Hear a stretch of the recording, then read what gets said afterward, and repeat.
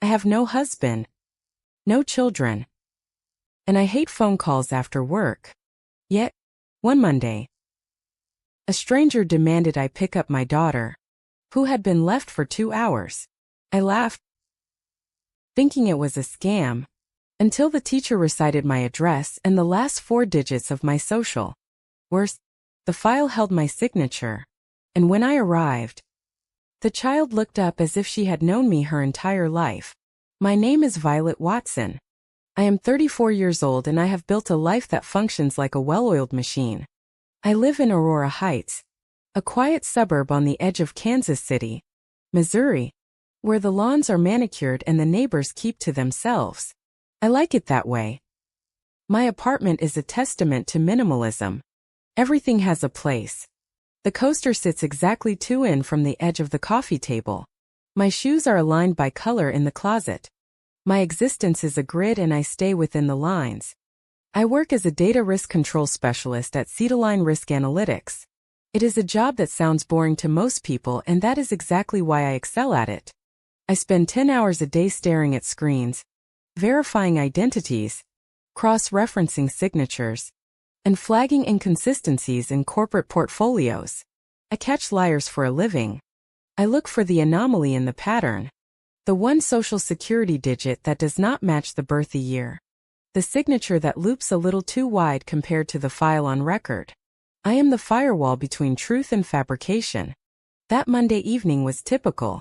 It was raining. Cold, relentless drizzle that turned the streetlights into blurred streaks of orange against the asphalt. I drove home in silence. I never listened to music after work. My brain needs the quiet to decompress from the noise of data. When I unlocked my front door, the air inside was cool and smelled faintly of lemon cleaner. I hung my coat on the rack, placed my keys in the ceramic bowl, and kicked off my heels. There was only one thing in my apartment that did not fit the perfect order. On the kitchen counter, there was a small stack of envelopes. They were unopened. I knew what they were without looking. Third notices. Collection warnings. They were addressed to me, Violet Watson. But they referenced credit cards I had never opened and loans for furniture I had never bought. I had treated them with the arrogance of someone who knows the system too well. I assumed it was a clerical error, a database merge gone wrong. I had filed a dispute online weeks ago, and assumed the algorithms would correct themselves. I did not open them because opening them felt like acknowledging a mess I did not create. I simply pushed them to the corner of the counter and turned my back. I was pouring a glass of water when my cell phone buzzed against the granite countertop. The sound was jarring in the silence. I frowned. It was 7:40 in the evening. No one calls me at this hour. My friends know to text. My mother is in Florida and goes to bed at 7. I looked at the screen. The caller ID did not say spam risk. It read Cypress Ridge Elementary. I did not know a Cypress Ridge and the area code was from Arkansas. I swiped to answer. Assuming it was a wrong number I could correct in 5 seconds. "This is Violet," I said. My voice clipped. Watson." The voice on the other end was female, high-pitched, and laced with a mixture of panic and aggression. "Thank God you finally picked up. Do you have any idea what time it is?" I paused, holding the glass of water halfway to my mouth. "Excuse me. The after-school program closed 2 hours ago," the woman said. She was speaking fast, the words tumbling over each other. "We have been calling you for 45 minutes. The janitorial staff is trying to lock up and Elsie is the only child left in the building. You need to be here now." I blinked. The words made sense individually, but together they formed a sentence that had no place in my reality. "I think you have the wrong number," I said calmly. This was my professional voice, the voice I used when explaining to a junior associate why their data entry was flawed. "I do not have a child." There was a silence on the other end. It was the heavy, stunned silence of someone who thinks they are being pranked. Watson," the woman said, her tone dropping an octave, becoming dangerous. "This is not funny. Elsie is sitting right here in the office. She has been waiting for you since school let out. She is 5 years old. She is tired. She is hungry and she wants her mother. I'm sure she does, I said, feeling a prickle of irritation. But I am not her mother. My name is Violet Watson. Yet. But I live in Missouri. I have never been to. I pulled the phone away to look at the location tag again. Pine Hollow. You have the wrong Violet Watson. Is this 555-019-4428? The woman asked. My stomach gave a small uncomfortable lurch. That was my cell number. Yet, I said. But that is a mistake. And is your address 412 Maplewood Drive? Apartment 4B. Aurora Heights, Missouri. The water glass felt suddenly very cold in my hand. I set it down on the counter. A small ring of condensation formed on the granite. Who is this? I asked. My voice had lost its edge of superiority. This is Mrs. Gable. I am the lead coordinator for the extended day program at Cypress Ridge. I am looking at the emergency contact form right now. It lists Violet Watson as the mother. It lists your phone number, your address, your email address, the one at Cedar Analytics. The room seemed to tilt slightly to the left. She had my work email, my unlisted work email, the one I only use for internal communications and high client verification. That email address was not in the public phone book. It was not on my social media, which I barely used. That is not possible, I whispered. I am looking at your signature. Watson. Mrs. Gable snapped. It is right here on the liability waiver. Look, I do not care what kind of game you are playing or if you are having a breakdown. If you are not here in 20 minutes, I am mandated by state law to call the police and Child Protective Services. This is considered child abandonment. Wait, I said. Do not do that. My mind was racing. I am a risk analyst. I deal in worst-case scenarios. If the police were called to a school in Arkansas for an abandoned child, and that child was linked to my name, my address, and my social security number, a file would be opened, a criminal file. I would be flagged in the national system. My security clearance at Cedarline would be suspended pending investigation. I could lose my job before I even had a chance to prove I had never given birth. I am 2 hours away, I said, trying to keep the desperation out of my voice. I am in Kansas City. I cannot be there in 20 minutes. It is physically impossible.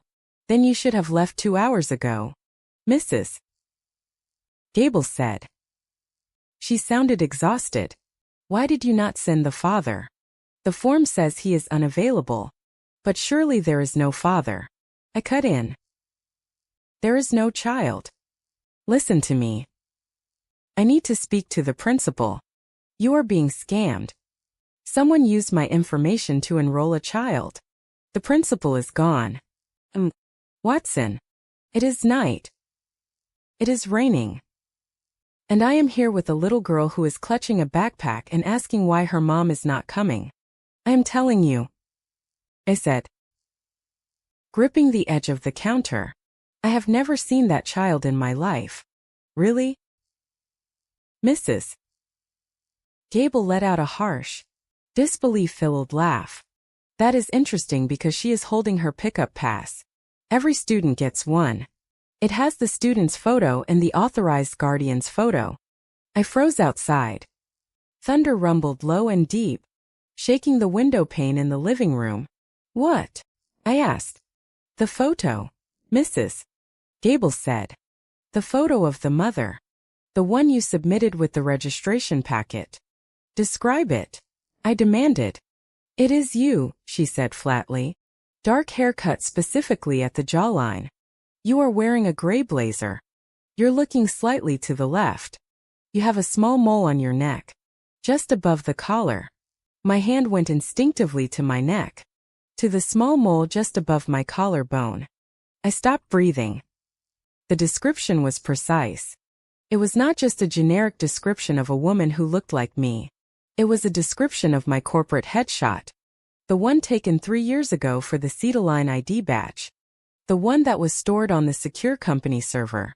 The one that should not exist on a laminated card in an elementary school in rural Arkansas. That is impossible, I said again. But the conviction was gone.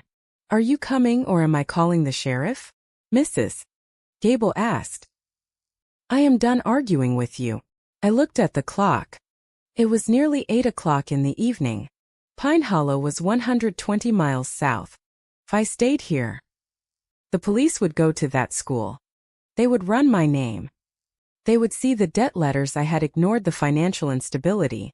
They would see a woman who ostensibly enrolled a child and then abandoned her. They would come to my door in Aurora Heights with a warrant. But if I went there, I could prove it. I could walk into that office and show them that while my face might be on the card, I was not the person who signed those papers. I needed to see the paperwork. I needed to see the signature. I needed to know who had stolen my life so completely that they had created a dependent I did not know existed. This was not just identity theft. Identity theft is buying a television on someone else's credit card. This was identity construction. Someone was not just stealing my money. They were building a parallel life using my bricks. I am coming, I said. My voice sounded hollow to my own ears. How long? 2 hours, I said. Maybe 2 hours and 15 minutes with the rain. Do not call the police. I will explain everything when I get there. Just keep her there. I will give you until 10. Mrs. Gable said. If you are not walking through these doors at 10 o'clock, I am dialing 911. The line went dead. I stood in my kitchen for a full minute, listening to the hum of the refrigerator.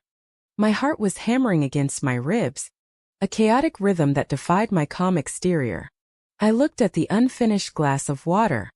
I looked at the perfectly aligned shoes in the hallway. I walked to the counter and grabbed the stack of unpaid bills. I tore open the first one. It was a credit card statement from a bank I did not use. The charges were mundane. Groceries, gas, a dentist appointment in Pine Hollow, Arkansas. I tore open the second one. A utility bill for a rental property, not in Aurora Heights in Pine Hollow. My hands were shaking. I had ignored the warning signs because I thought they were errors.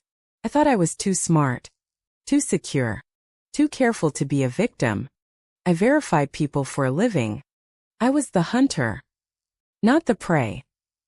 I grabbed my purse.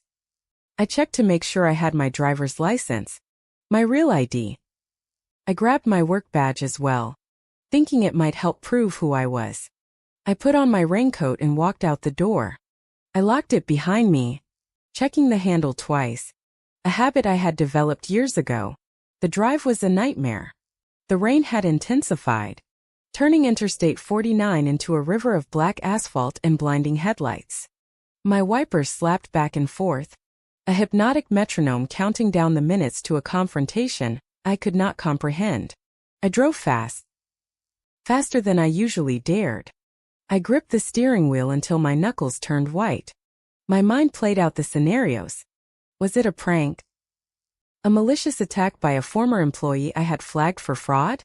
Or was it something worse? Was it a doppelganger? I kept thinking about the child. Elsie. 5 years old. I tried to picture a 5-year-old girl. I had no reference point. I did not like children. I found them sticky, loud, and irrational. I had made a conscious choice to be child-free. I valued my silence.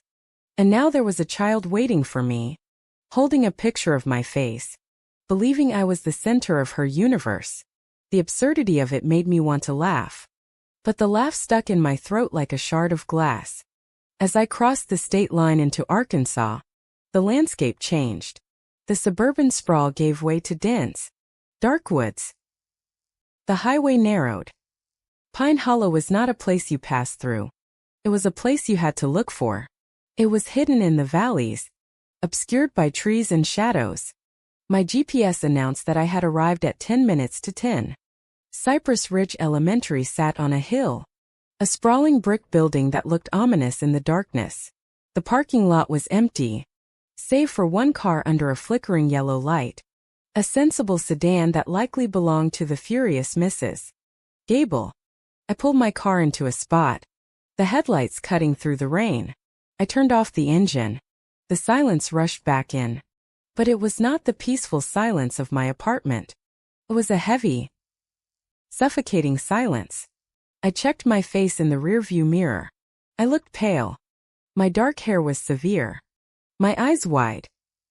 I looked like the woman on the ID card, but I also looked like a stranger.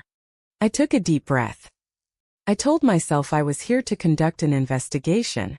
I was here to collect data, identify the fraudster, and clear my name. I was not here to be a mother. I was here to be an auditor.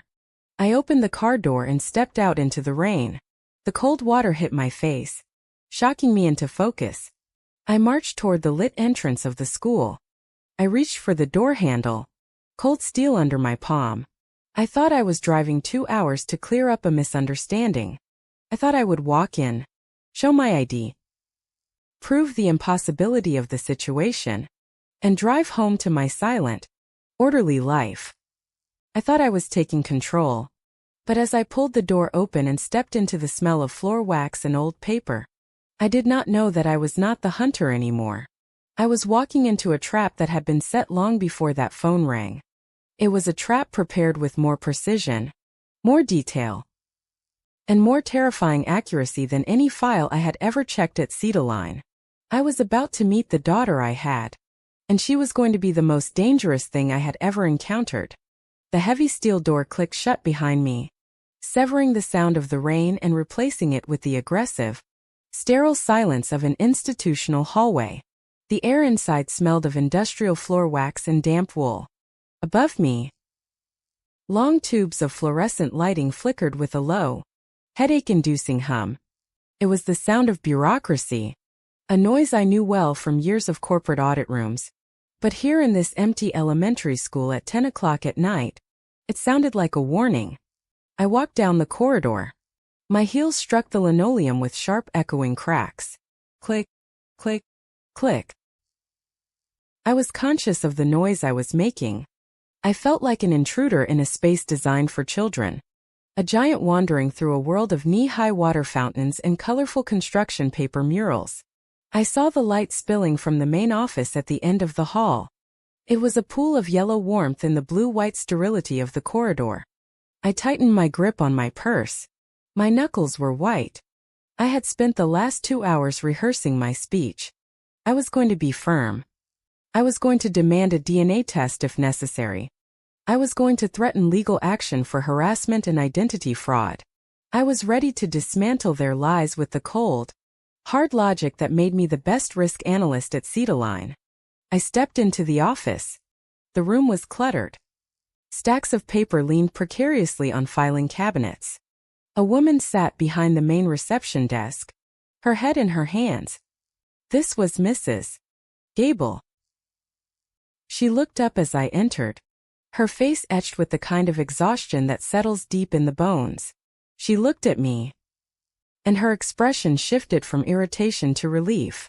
Finally, she breathed, but I did not look at her. My gaze was drawn magnetically to the plastic chair in the corner of the room. A child sat there. She was small, painfully small. She wore a pink puffer jacket that looked a size too big, swallowing her thin frame.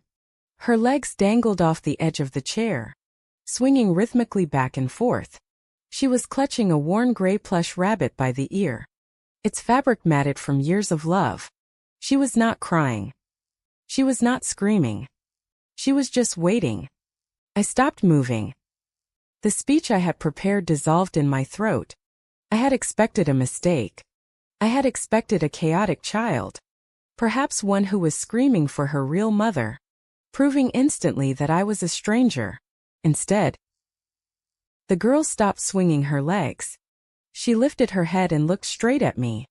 Her eyes were dark, intelligent, and terrifyingly familiar. She slid off the chair. her sneakers squeaking against the tile. She took a step toward me, then another. She did not run. She walked with a hesitant, hopeful caution. "Mom," she said.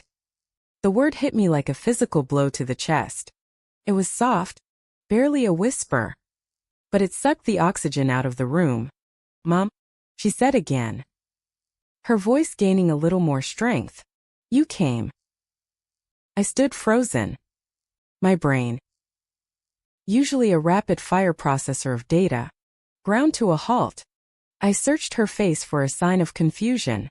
I waited for her to blink, to frown, to step back and scream, "That is not her. That is not my mommy." But she didn't. She looked at me with absolute unwavering recognition. She looked at me the way I looked at my own reflection in the mirror every morning. There was no doubt in her eyes, only relief. I started, but no sound came out. "Mrs. Gable stood up, smoothing her skirt. She said, her voice dripping with vindication. "I told you she was waiting. Go on. Elsie. Grab your backpack." The girl, Elsie, reached down and picked up a backpack that featured a cartoon unicorn. She walked right up to me. She was so close I could smell the scent of strawberry shampoo and rain on her hair. She reached out a small, cold hand and took mine. My skin crawled. Not with disgust, but with a profound, terrifying dissonance. Her hand felt real. Her grip was tight. She held on to me as if I were her anchor in a storm. I am not. I tried to pull my hand away, but I couldn't bring myself to shove a child. I looked at Mrs. Gable. "I need to see the file now." Mrs. Gable sighed, clearly annoyed that I was continuing the charade. Watson, really? It is late.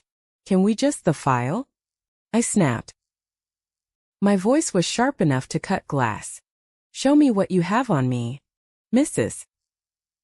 Gable scowled, but reached under the counter and slapped a manila folder onto the laminate surface. I let go of Elsie's hand.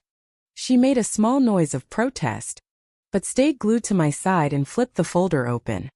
I stared at the pages. First, the registration form. Student Elsie Watson. Due March 12. 5 years ago.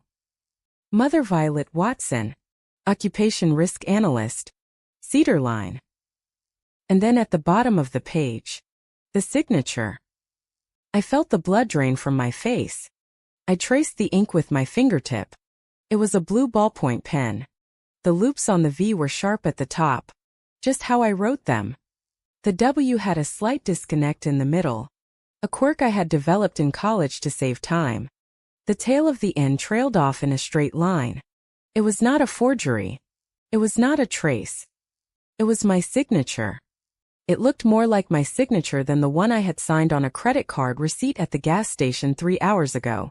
"This is impossible," I whispered. "I did not sign this. It was notarized." Mrs. Gable said, pointing to a stamp on the second page. "We require notarization for out-of-district transfers." I turned the page.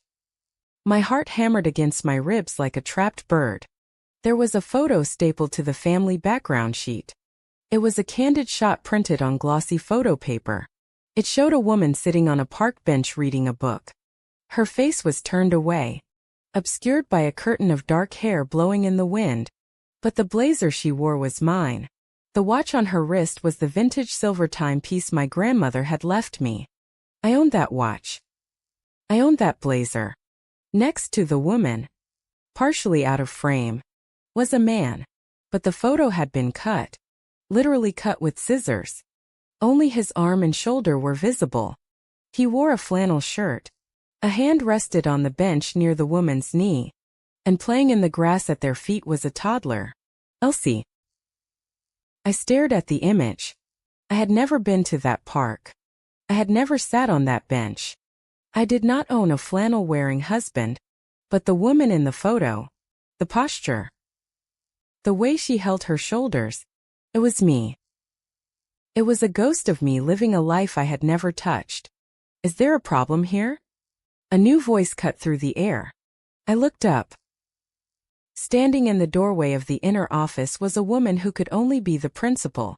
She was tall, wearing a severe navy suit that looked too expensive for a public school salary.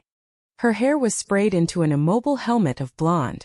Her eyes were hard, bead-like, and completely devoid of warmth. "Principal Pierce, Mrs. Gable said, sounding nervous. M. Watson was just checking the paperwork. Principal Sandra Pierce walked around the desk. She did not look at the child. She looked only at me. She moved with the predatory grace of a shark circling a swimmer. Watson, Pierce said. You are 3 hours late. We were moments away from handing Elsie over to the county authorities.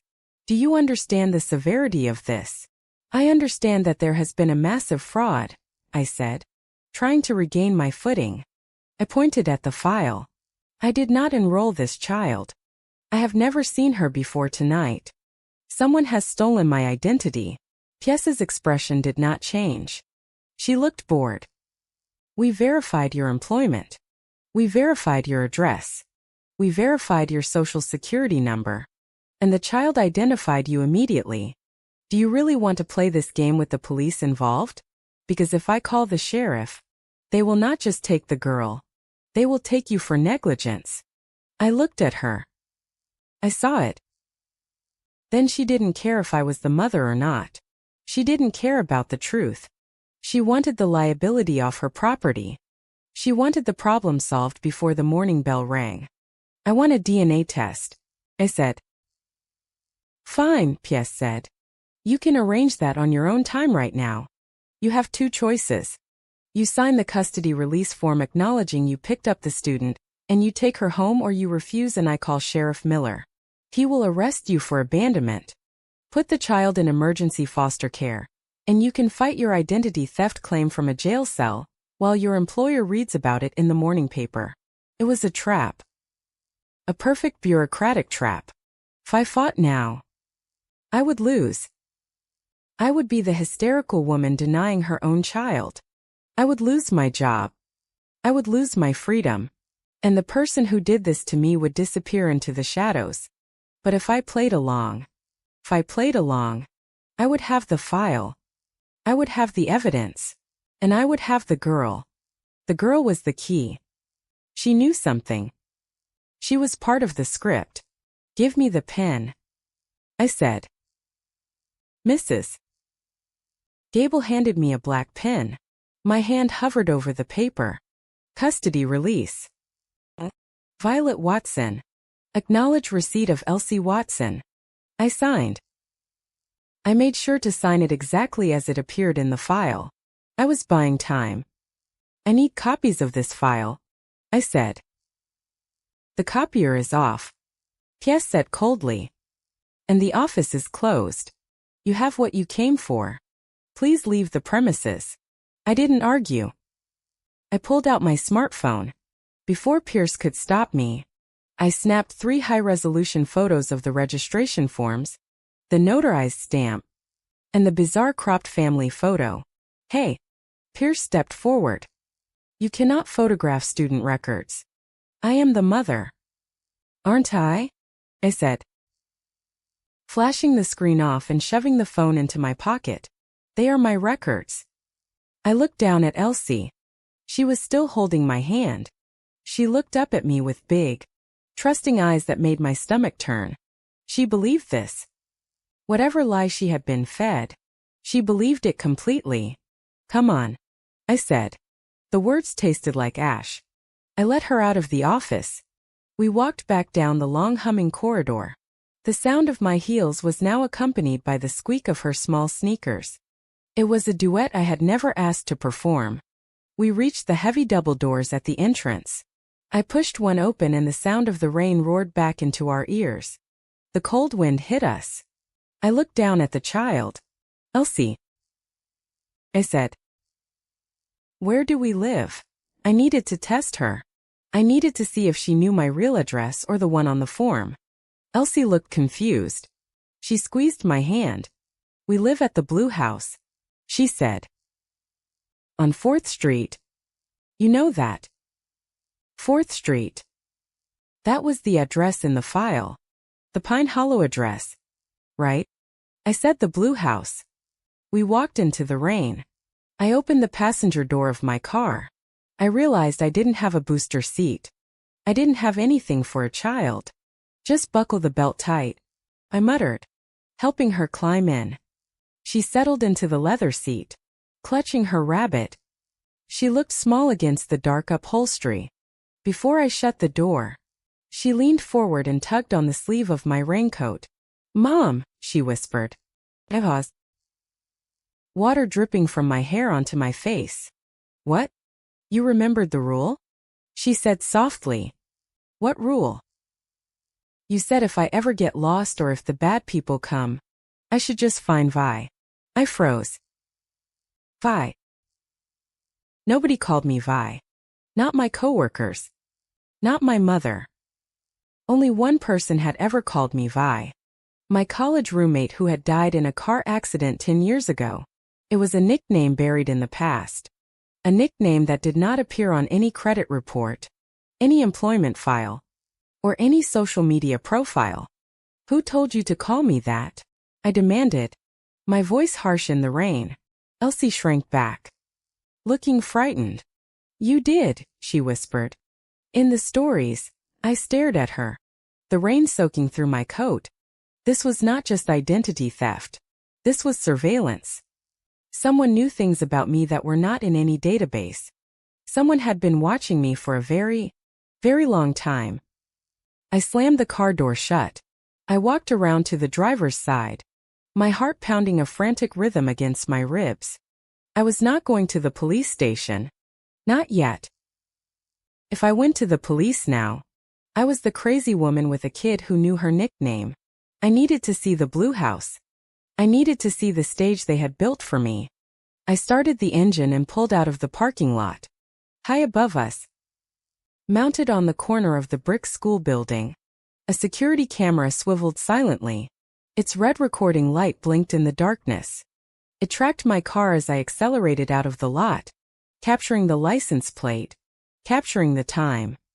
I did not know it then, but that footage was already being processed. It would not show a confused woman rescuing a child. It would be edited, spliced, and context stripped. By tomorrow morning, the world would not see a rescue. They would see an abduction. And I was driving straight into the edit. The GPS on my dashboard glowed with a singular, unwavering line of blue, guiding us deeper into the labyrinth of Pine Hollow. The address listed on the school file, 412 Maplewood Drive, was not a house in the suburbs. It was a cluster of low-rise brick tenements slumped against the side of a hill, their facades peeling under the relentless assault of the Arkansas rain. I parked the car under the dripping overhang of an oak tree.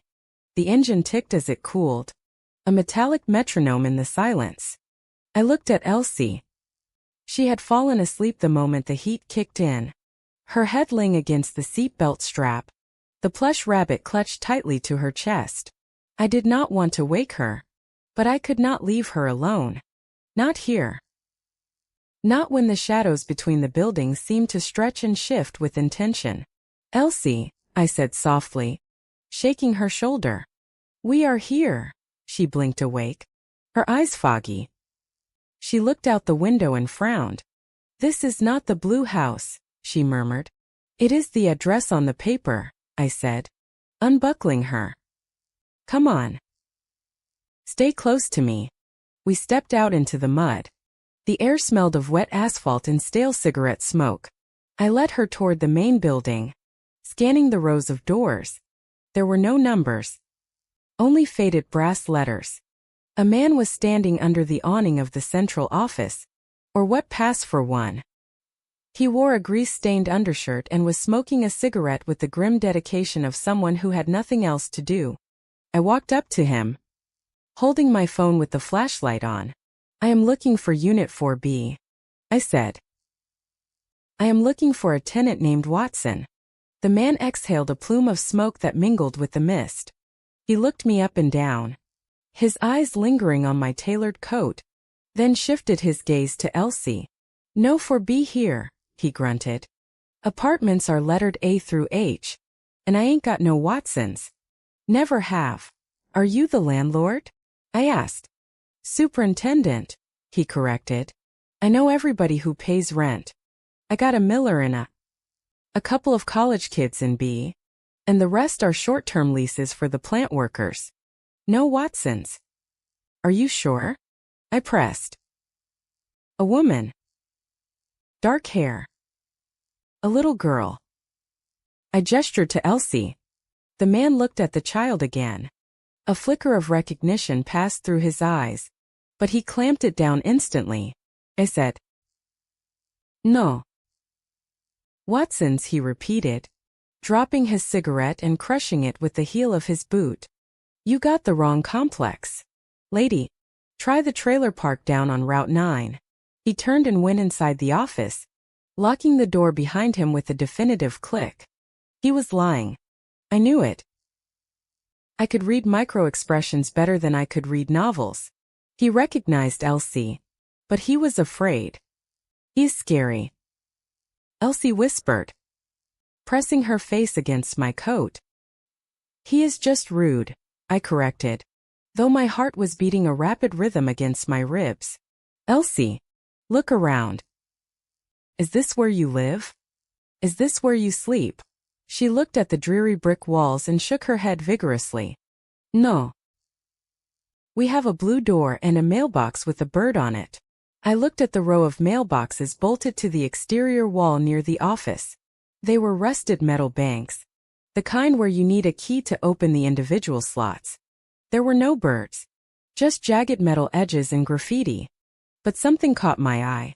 Sticking out of the slot labeled Unit F was the corner of a white envelope. It was not weather-beaten. It was crisp, dry. It had been placed there recently, perhaps after the rain started this evening. I walked over to it. The slot was jammed. The metal flap bent slightly outward. I used my pinky finger to hook the edge of the envelope and worked it loose. It was a utility bill to Violet Watson. Address 412 Maplewood Drive. Unit F. I stared at the window of the envelope. The bill was for water and sewage. The amount due was $42. The due date was next week. Unit F. I whispered. I looked at the building. Unit F would be on the second floor. Judging by the layout. Come on, I said to Elsie. We climbed the external concrete stairs. They were slick with moss. Unit F was at the end of the balcony. The door was not blue. It was a peeling beige that looked like bruised skin. I knocked. No answer. I tried the handle. It was locked. I knelt down and looked at the threshold. In the gap between the door and the frame, I saw something that made the hair on my arm stand up. A thin strip of clear tape had been placed across the jamb. It was broken. Someone had entered recently. I stood up and moved to the window. The blinds were drawn, but one slat was bent. I pressed my face against the cold glass and peered through the crack. The beam of a street light filtered into the room, illuminating a small, sad living space. It was empty. Not just tidy, but evacuated. There was no furniture, save for a broken chair in the corner, but the floor told the story. The carpet was a dusty gray. Through the layer of dust, I could see distinct parallel lines, drag marks, the kind made by the wheels of heavy suitcases being pulled in a hurry. And near the door, a frantic set of scuff marks as if someone had been running. They had been here. They had been living here. Using my name to set up utilities, using this address to register Elsie for school. And today, probably the moment the school called me, they had cleared out. Do you see my toys? Elsie asked, trying to jump up to see the window. No. Honey, I said, stepping back. It is empty. But my stuff, her voice wobbled. Mommy said we would go home after school. I knelt down to be eye level with her. The rain was dripping off the balcony roof, creating a curtain of water behind us. Elsie, I said, keeping my voice steady. When you say mommy, who are you talking about? The lady in the picture. Elsie nodded. Mommy. And who is the man in the picture? The one whose face was cut off. Elsie froze. Her eyes darted to the side, looking at the dark parking lot below. She bit her lip. Cannot say. She whispered. Why not? Mommy said. She said. If I say his name, the bad men will come. Which name? I pressed gently. Is it the name on the papers? Caleb? Elsie flinched. She physically recoiled, her back hitting the brick wall, her eyes filled with instant, terrified tears. You said it. She gasped. You said the name. Mom said never say Mr. Caleb's name. Mr. Caleb. Not Daddy. Not Father. Mr. Caleb. Okay. Okay. I said, raising my hands. I am sorry. We will not say it again. It is okay. I stood up. My mind racing. Caleb Straught. That was the name listed as the secondary emergency contact on the school forms I had photographed. I pulled out my phone. I had the picture of the form on my screen. I dialed the number listed next to Caleb Straught. It rang once. Click. Someone picked up. I heard breathing. Short, shallow breaths on the other end. Who is this? I asked. The line went dead. I stared at the phone. 10 seconds later, a text message appeared. It was from a blocked number. Do not interfere. Go home. I felt a chill that had nothing to do with the damp Arkansas air. This was not a passive scam. This was an active operation. Someone was watching. Someone knew I was standing on this balcony. I grabbed Elsie's hand. We are leaving. Where are we going? She asked, stumbling as I pulled her toward the stairs. To the blue house. No. I said we need food. I needed to get off the street. I needed a public place with lights and people. I drove 2 miles down the road to a 24-hour diner called the Iron Skillet. It was a beacon of neon in the darkness. Inside, the air was thick with the smell of frying bacon and coffee. It was warm. It was safe. We slid into a booth with red vinyl seats that had been patched with duct tape. I ordered grilled cheese for Elsie and black coffee for myself while Elsie ate, attacking the sandwich with the ferocity of a child who hadn't eaten since lunch. I unlocked my phone again. I opened my credit monitoring app. I needed to see the damage. I had been afraid to look before, but now I had to know. I logged in. The wheel spun for a second. Then the report loaded. My credit score had dropped 100 points. I scrolled down to the new account section. There it was. Pine Hollow Auto Loans opened 3 months ago. Balance $12,000. Quick Cash Personal Loan opened 2 months ago. Balance $5,000. Medical Financing opened last week. Balance $2,000. But it was the dates that terrified me. The loans were small. Manageable amounts that wouldn't immediately trigger a fraud alert for a high-income earner like me. They were staying under the radar. But they were consistent. Someone was building a credit history. They weren't just maxing out cards and running. They were establishing a life. They were paying the minimums on some, letting others slide. They were creating a pattern of a struggling single mother. She looks just like you, a voice said. I looked up. An elderly waitress was refilling my coffee cup. Her name tag read, Betty. She had a face mapped with wrinkles and eyes that had seen everything this town had to offer. Excuse me, I said. The little girl. Betty said, nodding at Elsie. Spitting image. Same eyes. I looked at Elsie. She had ketchup on her cheek. She did look like me. It was uncanny. It was as if someone had cast her for the role. Do you know her? Asked, taking a risk. We are looking for her mother. My cousin. She might have been in here. Betty pursed her lips. Pine Hollow is a small town. Honey. Everyone passes through here eventually. I pulled up the photo from the file on my phone. The woman with the hair covering her face wearing my blazer. Have you seen this woman? She drives an old car. Maybe stays in a rental nearby. Betty squinted at the screen. Can't see the face. But that coat. Yeah. I have seen a lady in a sharp coat like that. She comes in for coffee on Tuesdays. Does not talk much. Always looks over her shoulder. Do you know where she stays? Asked. Sliding a $20 bill onto the table. Betty looked at the money. Then at me. She lowered her voice. I saw her getting into a car a few times. A beat-up Honda. She heads out toward the highway. There's not much out that way except the woods and the Driftwood Motel. The Driftwood. I repeated. It is a dump. Betty warned. Pay by the week kind of place. They don't ask for ID if you pay cash. A lot of folks who don't want to be found end up there.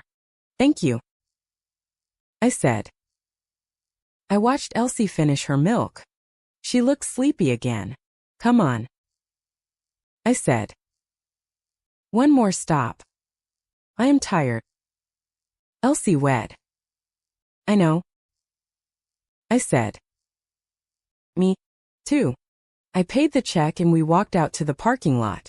The rain had slowed to a drizzle. I buckled Elsie into the car and walked around to the driver's side. As I reached for the handle, I glanced at the road. A black pickup truck was idling across the street.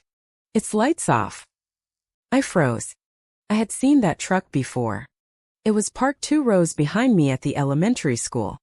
I remembered it because it had a dent in the front bumper that looked like a jagged smile. The truck sat there, a dark silhouette against the trees. The engine was running. I could see the exhaust puffing into the cold air. They hadn't just texted me.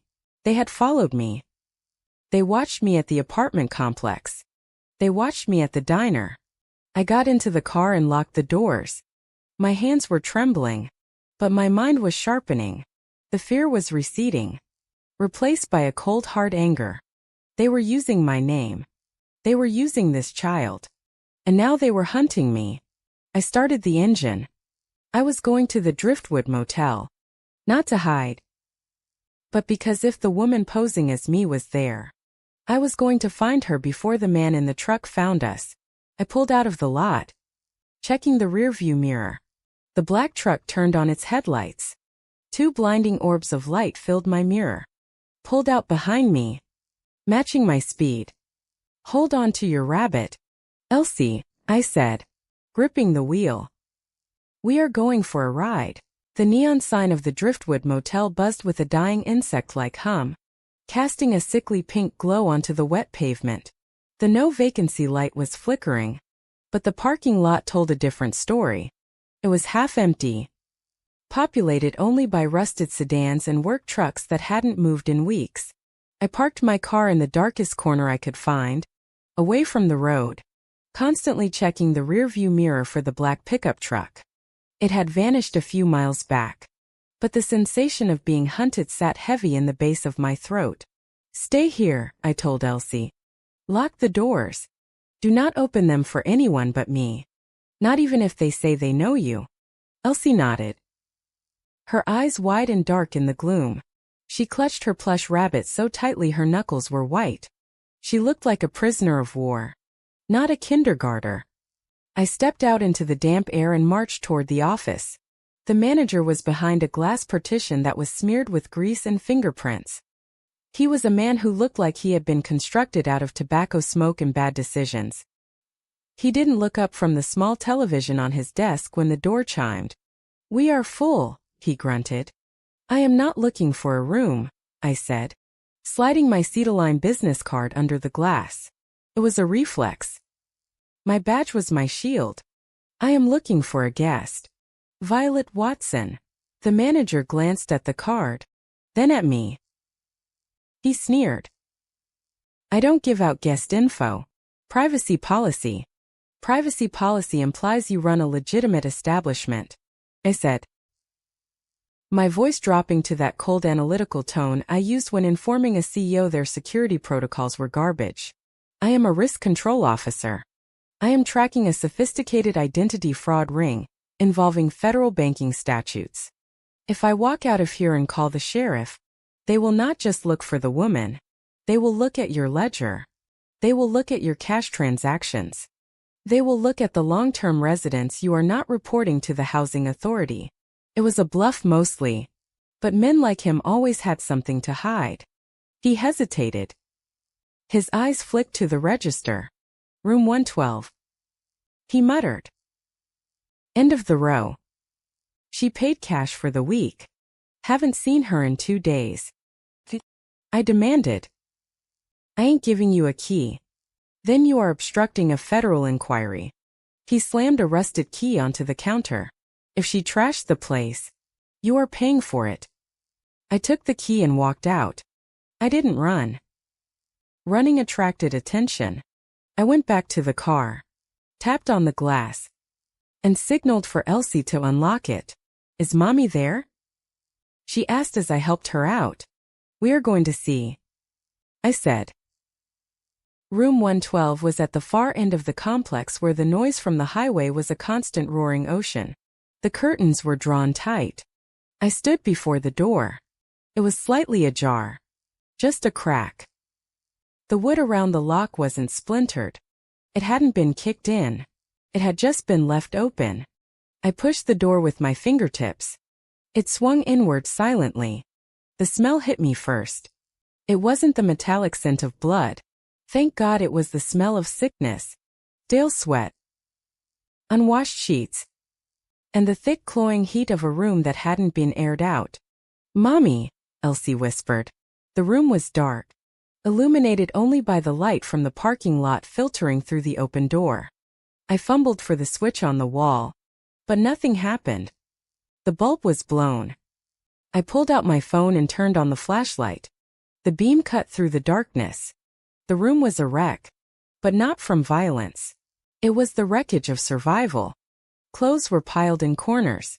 Cans of soup sat open on the dresser. Papers were scattered everywhere. My credit reports. Printouts of my social media. Utility bills. Mommy! Elsie screamed. She broke from my grip and ran toward the space between the bed and the wall. I swung the light. A woman was lying on the floor. She was curled into a fetal position, wrapped in a thin motel blanket. Her hair was dark, cut in a bob exactly like mine, but it was matted with sweat. Elsie threw herself onto the woman. Mommy! Wake up. I brought Vi. I brought her. The woman groaned. It was a dry rasping sound. I knelt beside them. I touched the woman's forehead. She was burning up. Her skin was dry and papery. She wasn't beaten. There were no bruises on her face. No cuts.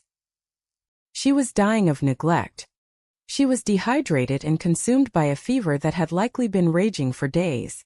Water. She croaked. Her eyes fluttered open. They were glassy and unfocused. I am calling 911, I said, pulling my phone away from the light. No, the woman gasped. She tried to grab my wrist, but her grip was weak. Like a bird's claw. No police. He tracks the police scanners. You are dying. I said bluntly. You need him for. You need a hospital. I dialed the number. I gave the operator the address and the room number. I told them I had a female, mid-30s. Severe dehydration. Possible pneumonia. I did not give them my name. While we waited, I went to the bathroom sink and filled a plastic cup with water. I came back and lifted the woman's head. Elsie was stroking her hair, crying softly. It is okay. Mommy, Elsie sobbed. Vi is the fixer. She fixes things. The woman drank greedily, coughing as the water hit her throat. She looked at me. Really looked at me. It was like looking into a distorted mirror. She had my nose. She had my chin. She had applied makeup to reshape her eyebrows to match the arch of mine. It was terrifying. You look... She wheezed. You look just like the picture. Who are you? I asked. Lena. She whispered. Lena Hart. Why? Lena? Asked. My voice trembling with a mix of rage and pity. Why me? As her eyes rolled back slightly, then focused again. Because you were perfect. No family. No husband. Good credit. You were a ghost. Just like I wanted to be. Sirens wailed in the distance, getting louder. They're coming. I said. You have to tell them the truth. He will kill me. She wept. Philip. He will kill me if I talk. The hospital waiting room was a purgatory of white walls and vending machines. I had been there for 3 hours. The nurses had looked at me with confusion when the paramedics brought Lena in, noting the uncanny resemblance. I had simply told them I was her sister. It was the easiest lie to tell, and in a way, felt true. We were sisters in this twisted narrative. Elsie was asleep across 2 chairs, her head on my lap. I stroked her hair mechanically. I had never comforted a child before tonight, but the motion felt ancient, instinctual. A doctor came out. Watson. I stood up. How is she? She is stable, the doctor said. Severe dehydration and a nasty viral infection. She was lucky you found her. Another 12 hours and her kidneys would have shut down.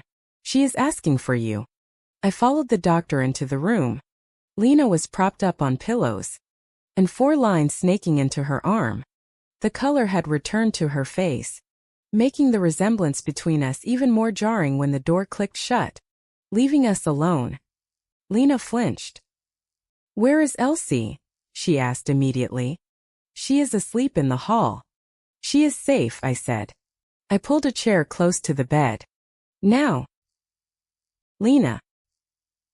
You are going to talk to me. You are going to tell me how a woman I have never met has my social security number, my employment history, and my signature down to the pressure points. Lena looked at her hands.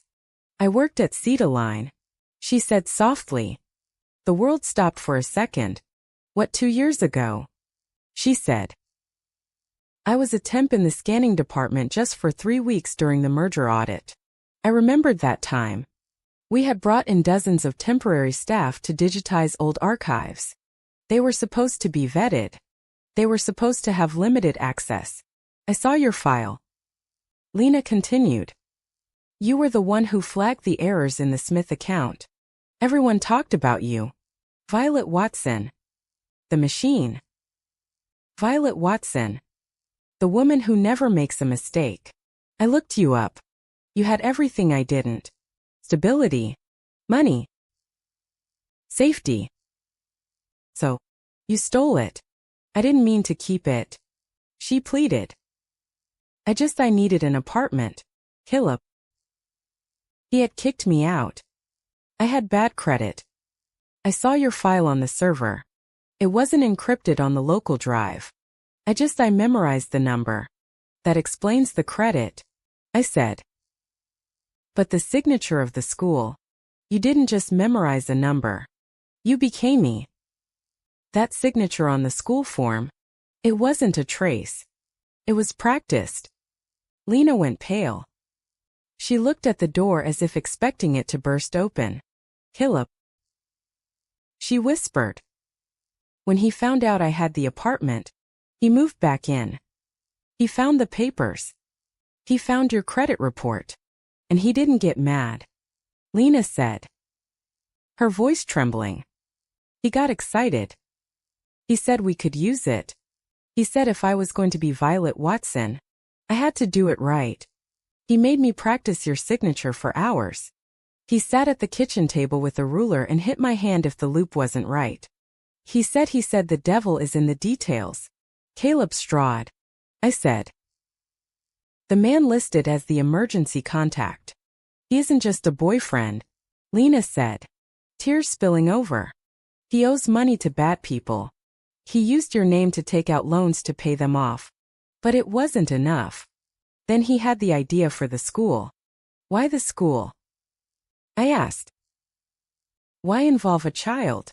Because single mothers get more grants, Lena said. And because he said it made the identity stick. If Elsie was in school under your name, it created a paper trail that was harder to dispute. It made you real in the community. I felt sick. They had used an innocent child as an anchor for their fraud. They had weaponized motherhood. But he left. I said the apartment was empty. He took the money from the last loan and ran, Lena said. He told me to wait. But then I got sick and the money ran out and the school started calling. I couldn't go pick her up. I was too weak to stand. So, you left her there? Asked, my voice rising. You left a 5-year-old girl alone at a school to trigger a call to me. I didn't think they would call you, Lena cried. I thought they would call Caleb. I didn't know he had put your real number on the form. He must have done that to set a trap. A trap for who? For you, Lena said. He said if the scheme ever fell apart, he needed a fall guy. Someone to take the blame for the fraud. If you showed up and claimed the kid, you were validating the identity. My blood ran cold. I had walked right into it. By signing those papers at the school, by taking Elsie, I had legally claimed responsibility for the mess they had created. I need to go, Lena said, trying to sit up. I need to take Elsie and disappear. If Caleb knows I'm alive, if he knows I'm talking, you are not going anywhere. I said firmly. You are broke. You are sick. And you are a fugitive. If you leave, he finds you or the police find you. Then what do I do? She wailed. You stay here. I said. I don't need you to disappear, Lena. I need you to be a witness. I need you to testify that Caleb Strad coerced you, that he orchestrated this. Can't. She sobbed. He knows things. He knows about the others. What others? Before she could answer, the door opened. A nurse bustled in holding a clipboard. M. Watson, the nurse said, looking at me. Yes. We need to finalize the discharge planning for the little girl, she said. Since the mother is incapacitated, and social services is stretched thin tonight, the attending physician noted that you are the legal guardian on record. The nurse handed me a sheet of paper. It was a temporary medical guardianship form. It had been faxed over from the school earlier that evening, likely by the diligent Mrs. Gable before she went home. It listed Violet Watson as the mother. It listed Violet Watson as the guardian. See, I said, taking the paper. We just need a signature, the nurse said, offering me a pen to authorize any necessary treatment for the child while her mother recovers. I looked at the paper. I looked at Lena, who was watching me with terrified eyes. If I signed it, I was digging the hole deeper. I was cementing the lie. But if I didn't sign it, they would call Child Protective Services. They would take Elsie away. They would put her in a system that would chew her up. And Lena, the only witness I had, the only person who could clear my name, would be left vulnerable to Caleb. I needed control. I needed to keep the players on the board where I could see them. I took the pen. I will take care of it, I said. I signed my name. My real name. The same signature that was on the fraudulent documents. The same signature Caleb Strad had forced Lena to practice until her hand bled. The nurse smiled, took the clipboard, and left. I looked at Lena. You are not disappearing, I said. And neither am I. We are going to finish this, but we are going to do it my way. I walked out of the room, back to the hallway where Elsie was sleeping. I sat down next to her and unfolded the paper the nurse had given me. Legal guardian. I was trapped in the identity they had built for me. But as I looked at the sleeping child, I realized something else. Caleb Stratt had built this trap assuming I would be a victim. He assumed I would panic, run, or crumble. He didn't know Violet Watson. He didn't know that I fix broken systems for a living. He had given me a daughter. He had given me a motive. And now he had given me a trail. I pulled out my phone and dialed the only person I could trust. Not the police. Not my boss. But a private number I had found in the depths of the Cedaline database years ago. An independent investigator named Rowan Tate. Tate? I said when he answered. It's Watson. I have a job and I'm going to pay you triple. The morning sun did not bring clarity. It brought an indictment. I had barely slept 2 hours on the stiff armchair in the hospital room before my phone began to vibrate against the plastic armrest. It was not an alarm. It was the Pine Hollow Sheriff's Department. I stepped into the hallway, the fluorescent lights humming overhead, and answered. This is Violet Watson, I said. My voice was raspy, stripped of its usual corporate polish. Watson. This is Deputy Miller. A deep, tired voice replied. I have a report here from Sandra Pierce, principal of Cypress Ridge Elementary. She claims you picked up a student, Elsie Watson, last night, but failed to return her to the custodial residence listed on file. I rubbed my temples, feeling a headache pulsing behind my eyes. Deputy, I am the one who called you. I am the one who reported the identity theft. That address is empty.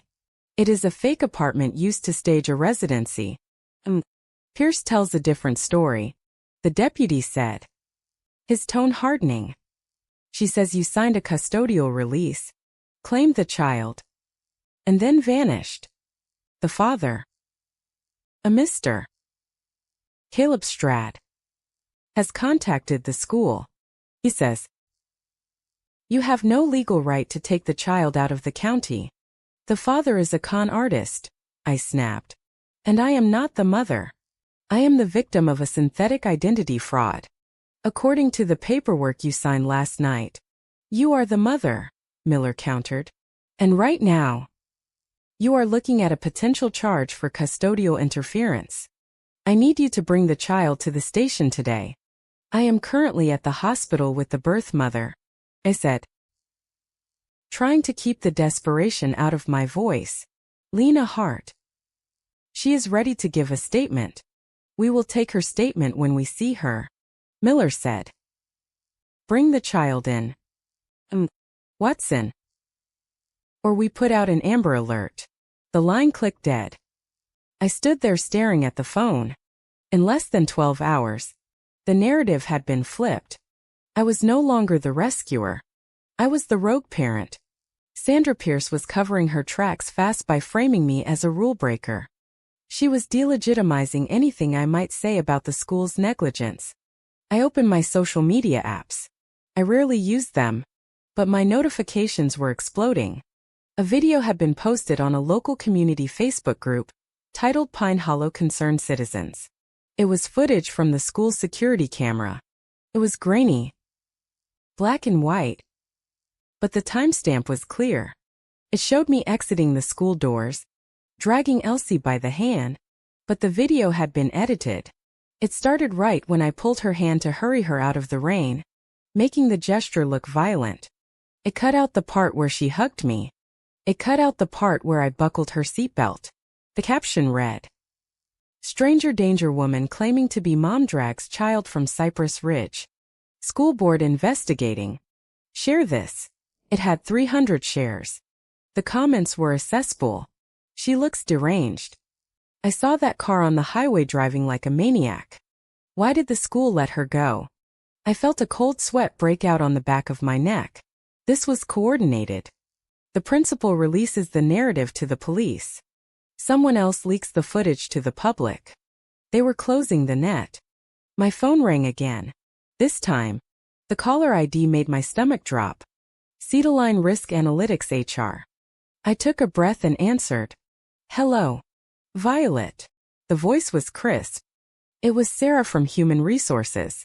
We need you in the office now. I took a personal day, I said. I have a family emergency. Mark Veltman wants to see you, Sarah said, ignoring my excuse. He says it concerns a compliance breach. It is not optional, Violet. If you are not here in an hour, we have to initiate a remote lockout of your credentials.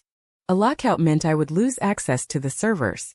I would lose the ability to track the fraud. I would be blind. I will be there, I said.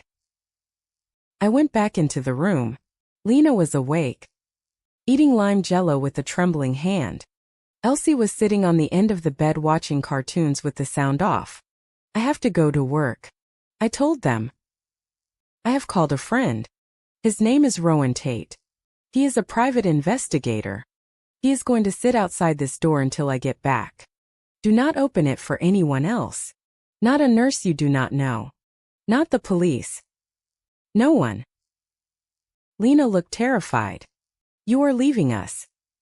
I am going to keep my job so I can pay for this hospital room, I said grimly, and so I can figure out who sold my data to your boyfriend. I drove back to Kansas City in a blur of speed and anxiety. I changed into a fresh suit I kept in my trunk for emergencies. I applied concealer to the dark circles under my eyes. When I walked into the glass and steel lobby of Citiline, I looked like Violet Watson's senior risk analyst. I did not look like a woman harboring a fugitive child. Mark Veltman's office was on the 42nd floor. The view was spectacular, overlooking the city, but the temperature inside was always set to a freezing 68 degrees. Mark was sitting behind his desk, a sleek surface of black marble. He was a man who wore $5,000 suits and smiled with his mouth, but never his eyes. Violet, he said, gesturing to a chair. Close the door, I sat. Sarah said this was urgent. Mark folded his hands on the desk. He didn't ask about the police report. He didn't ask about the viral video, though I was sure he had seen it. Cedarly had algorithms that scrubbed the web for employee mentions. We received a flag on your account, Mark said smoothly. Unusual activity. And then we get a call from a school administrator in Arkansas claiming you were on their premises making accusations about data security. I was the victim of identity theft, I said, keeping my voice level. Someone used my Citiline credentials to enroll a child. They forged my signature. They had my employee ID number. Mark's eyes narrowed slightly. That is unfortunate. But my concern is the company's liability. Did you access any internal files while you were there? No. Elite. Did you take any photographs? Mark asked. The question hung in the air. Heavy and specific. He didn't ask if I found the imposter. He didn't ask if I was okay. He asked if I took photos. Photographs of what I asked. Playing dumb. Of the school records. Mark said, his voice dropping a decibel. The administrator, here, mentioned you were photographing documents that might contain proprietary formatting or third-party vendor codes. You know our policy on data retention, Violet. If you have company data on a personal device, that is a firing offense. I looked at him. Really looked at him. Mark Veltman was the head of risk. He should be furious that an employee's data was stolen. He should be launching an internal audit to see how Lena Hart got my file. Instead, he was terrified that I had evidence. I took photos of my own forged signature. I said carefully, to prove I didn't sign it. Is that a problem? Mark. Mark leaned back. The leather of his chair creaked. It becomes a problem if those photos end up in a courtroom. We are in the middle of a merger. Violet. We cannot afford a headline about a data leak at Citiline. This gets messy. Legally messy. We will have to cut ties for the good of the firm. Are you threatening me? I am managing risk. Mark said. Take a leave of absence unpaid. Sort this out. But do not bring Cetiline into it and delete the photos. I will take the leave, I said, standing up. But I keep my phone. I walked out of his office with my heart hammering against my ribs. He knew. He definitely knew the promptness of his reaction. The specific worry about the photos Mark Veltman was covering for something bigger than a simple hack. I got back to my car and checked my phone. 3 missed calls from the hospital. I dialed Lena back. He called. Lena whispered. She sounded like she was hyperventilating. Who? Caleb. She said. He called the room phone. The hospital landline. How did he know you were there? Asked. Putting the car in gear. He said. Tell Violet her boss sends his regards. I slammed on the brakes before I even left the parking garage. Mark. Mark Veltman had told Caleb. Or the system Mark protected was feeding information directly to Caleb. They were connected. Is Tate there? I asked. He is outside, Lena said. But Caleb said he is coming for Elsie. He said he has the paperwork. Listen to me, I said. Pack your things. Check yourself out against medical advice. I'm sending Tate in to get you. I am coming back. I hung up and pulled up my credit report again. I needed to see the full picture. I had looked at the recent loans, but I hadn't looked further back. I scrolled to the 6-month mark. There were more than loans. Verizon wireless account. For lines. Active luxury apartment rental. Little Rock lease signed 5 months ago. Broken last month. Medical debt. $3,000 for pediatric DNA screening. DNA screening. Why would they need a DNA screening if they were just stealing money? And then I saw it. A recurring payment of $200 a month to a company called Oakgate Student Services. I searched for Oakgate on my phone browser. It was a shell website. Generic stock photos of happy students. Consulting for a brighter future. But the domain registration was public if you knew how to look. I ran a quick who is search registrant organization Veltman Holdings LLC. Mark's family holding company. My boss wasn't just covering up a leak. He was profiting from it. He was running a side business creating synthetic identities for school enrollments, likely to game the system for funding or grants, and he was using his own employees' clean data as the template. I drove back to Arkansas with a fury that burned brighter than fear. I wasn't just a victim of random fraud. I was livestock in my boss's farm. When I arrived back at the hospital, Tate was waiting by the curb. His large frame blocking the view of the back seat of his sedan. He was a man of few words. An ex-military cop who owed me a favor from a case 5 years ago. They are in the car. Tate said as I pulled up. Kid is spooked. I got into the back seat of Tate's car. Elsie was curled up in a ball, her thumb in her mouth. She looked up when she saw me and her face crumpled. You left, she accused. Her voice was small and broken. You said you were the fixer. But you left. It broke my heart in a way I didn't know was possible.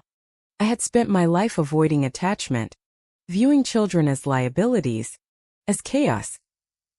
But looking at this little girl who had been used as a pawn by everyone in her life, her mother, her father, my boss, I realized I was the only wall standing between her and the void. I had to go fight a dragon, I said. Sliding in next to her, I pulled her into my arms.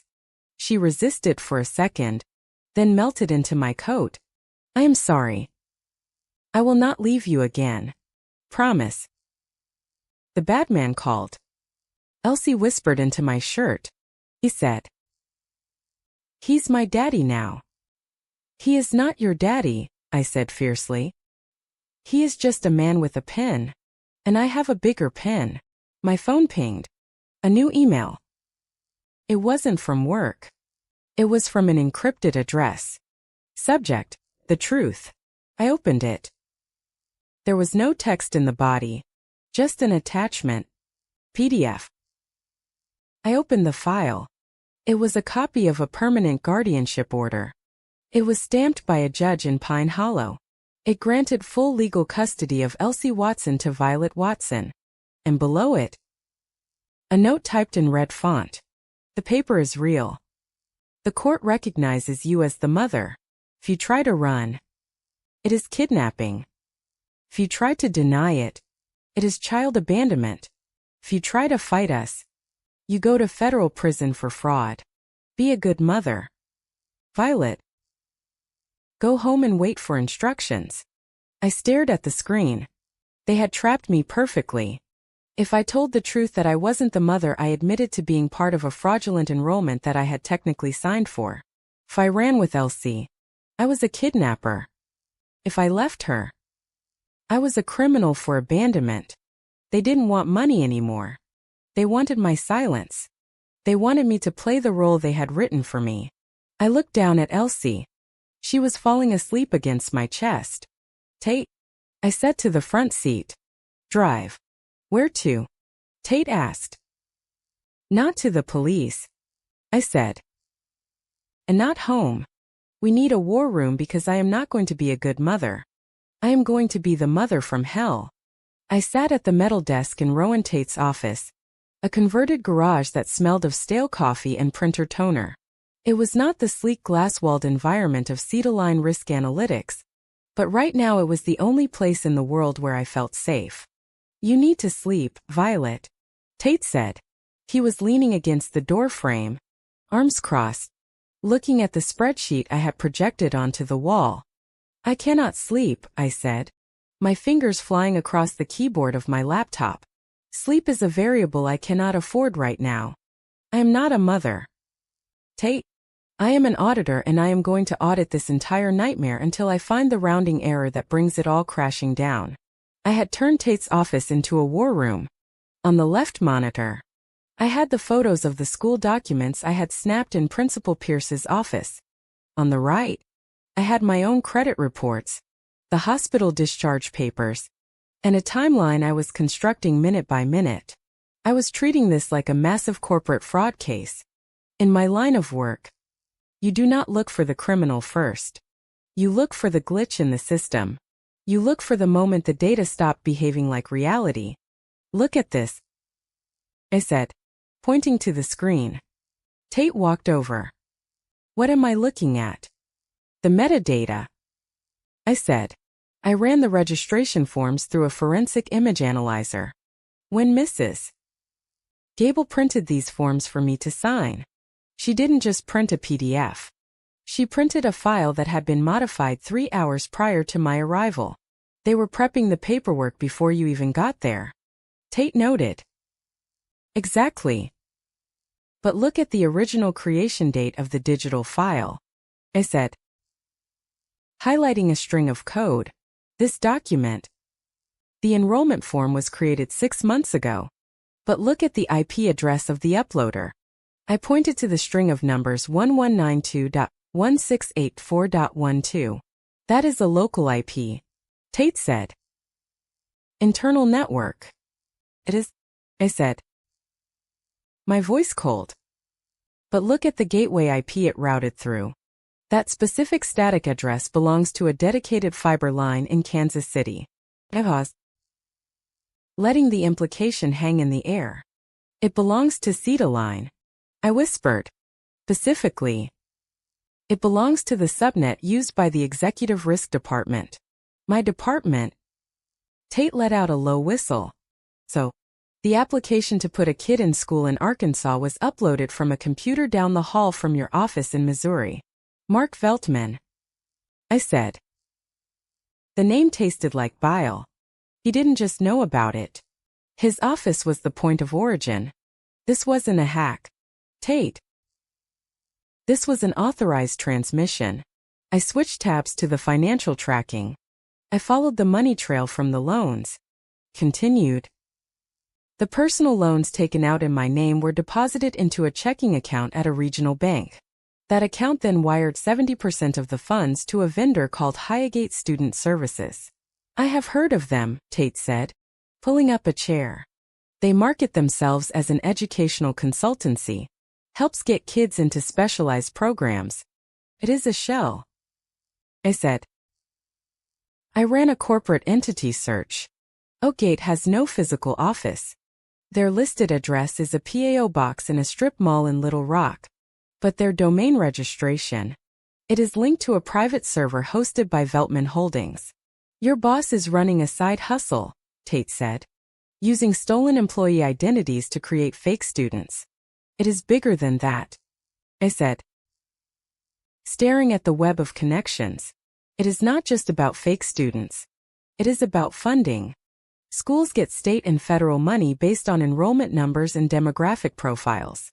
Elsie isn't just a prop. She is an asset. A synthetic identity student generates revenue for the school, fees for Oakgate, and kickbacks for whoever is orchestrating the loans. And you are the perfect sigh. Tate finished. Single. Solvent. Isolated. If you get caught, they say you are a crazy woman who scammed the system, and they wash their hands of you. I looked over at the couch in the corner. Elsie and Lena were asleep, huddled under a wool blanket. They looked so fragile against the grim backdrop of the office. I need to prove the documents are fake, I said. Not just the data, but the physical paper. The notary. Tate said. The guardianship papers were notarized. Yes, I said. By a J. Miller in Pine Hollow. I know a J. Miller. Tate said runs a check cashing joint behind the gas station on Route 9. Let's give him a call. Put it on speaker. Tate dialed. It rang 4 times before a nervous voice answered. Miller's checks and title. Mr. Miller. Tate said, his voice dropping into a growl that sounded like gravel in a blender. This is Rowan Tate, private investigator out of Kansas City. I am looking at a guardianship stamp you placed on a document for a Violet Watson. There was a long silence on the other end. Then the sound of a chair scraping. I don't recall that name. Sure you do, Tate said. Because I am looking at the date. You stamped it 3 months ago. The problem is MS. Watson was in a board meeting in Chicago that day. We have the flight logs. So either she has a teleporter or you stamped a document without the signer present. That is a felony. Miller 5 years mandatory minimum. Wait. Miller stammered. Look, I didn't know it was fraudulent. They told me it was a corporate batch. Who is they? Asked. Leaning into the phone. The courier. Miller said. Some guy works for Oakgate. He brings me stacks of papers once a month. Waivers. Enrollment forms. Custody agreements. He pays double the fee in cash. He said the parents are remote workers that they sign digitally. And I just needed to validate the hard copies for the school records. You notarized a signature you never witnessed. I said. Everybody does it. Miller cried. It is just paperwork for school funding. Nobody gets hurt. Somebody is getting hurt right now. I said. I want the name of the courier. I don't know his name. Miller said. But he drives a black pickup. Dodge Ram. Dent in the front bumper. I froze. The truck that had followed me. Thank you. Miller. Tate said. If you destroy your logbook, I will know. He hung up. I looked at Tate. The truck. It is the same guy. Caleb Straught. Tate said. He isn't just Lena's abusive ex. He is the bagman for the whole operation. I turned back to the screen.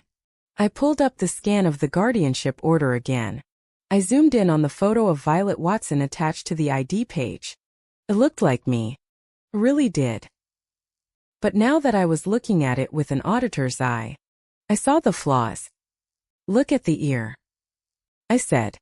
Tate squinted. What about it? That is not my ear, I said. My left earlobe is attached. This one is detached. And look at the lighting on the neck versus the face. The shadows don't match. Photoshop. More advanced. I said synthetic media. They took my corporate headshot and morphed it with someone else's features to bypass facial recognition software that might flag a direct duplicate. They created a person who is 90% me enough to fool a human, but different enough to create plausible deniability if I ever claimed it was my photo. These guys are good, Tate muttered. Gary good. Mommy. A small voice broke our concentration. Elsie was sitting up on the couch, rubbing her eyes. I walked over to her. Hey, did we wake you? She shook her head.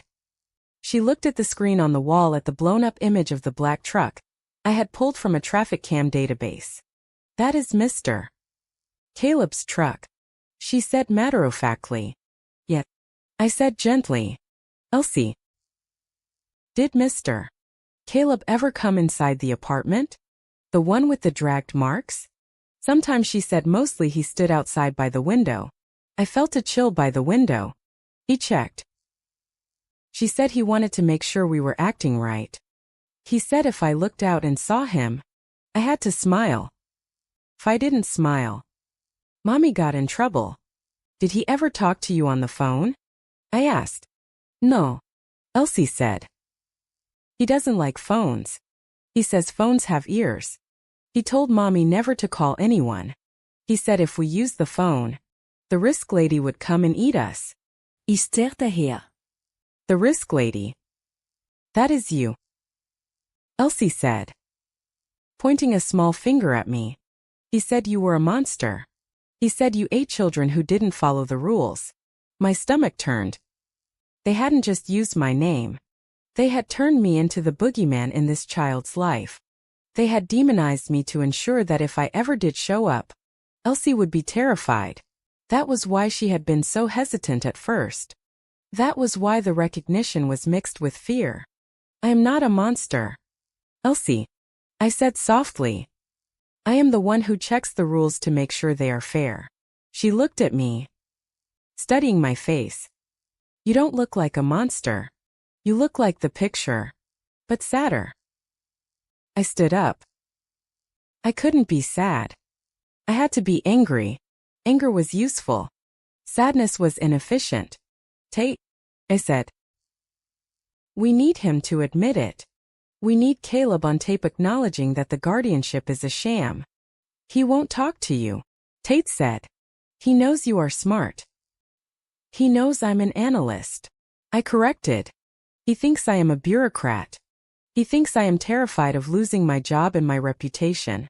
We need to play to that. We need to make him think I am breaking. How? I am going to text the number. I said the burner he used to threaten me. I am going to offer him a deal. I pulled out my phone. My hands were steady now. I typed the message to unknown message. You win. I cannot handle the police. I cannot handle the video. I will sign whatever you want. I just want to give the girl back. Tell me where. I showed it to Tate. He nodded. Send it. I hit send. We waited. The silence in the garage was heavy. 1 minute. 2 minutes. The phone buzzed. Message. Smart choice. Bring her to the loading dock behind the Cedar building. Midnight alone. Bring the original papers. He wants the papers. I said he wants to destroy the hard copies. And he wants you at Cedar. Tate noted. That is bold. Bringing you right back to the source. It is not bold. I said it is convenient. Mark Veltman can oversee it. They can make it look like a late-night work meeting if anyone asks. We are not going to Cedar. Tate said that is a kill box. I know, I said. But now we know he is desperate for the papers, which means the digital copies aren't enough for him. He needs the physical evidence gone. Suddenly, my laptop beeped. Emotion alert. I had set up a remote link to my home security system in Aurora Heights before I left. I pulled up the feed. It was grainy night vision. The camera was mounted above my garage, pointing at the driveway. A figure was walking up my driveway. They were wearing a dark hoodie. They didn't go to the door. They went to the curb to my trash cans. Who is that? Tate asked, leaning in. I don't know, I said. But today is not trash day. The figure opened the lid of my recycling bin. They pulled out a flashlight. They were digging. Sifting through my shredded mail. My discarded receipts. They are looking for something, Tate said. No, I said. Watching the figure pull a clear plastic bag out of their pocket and drop it into my bin. They are not looking. They are planting. My heart stopped. What did they just drop? Tate asked. I don't know, I said. But if the police raid my house tomorrow morning, whatever is in that bag is going to be the final nail in my coffin. The figure closed the lid and walked away, disappearing down the dark suburban street. They are accelerating the timeline, I said. My voice trembling with rage. They know I'm investigating. They are going to frame me for something worse than custodial interference. Drugs. Stolen corporate data. It doesn't matter. We need to get that bag, Tate said, grabbing his jacket. Now it is an hour drive, I said. By the time we get there, the police might already be there. If that was a setup, the anonymous tip has already been called in. I looked at the screen at the innocent blue recycling bin standing at the end of my driveway. It looked so normal. Just a plastic bin in a quiet neighborhood.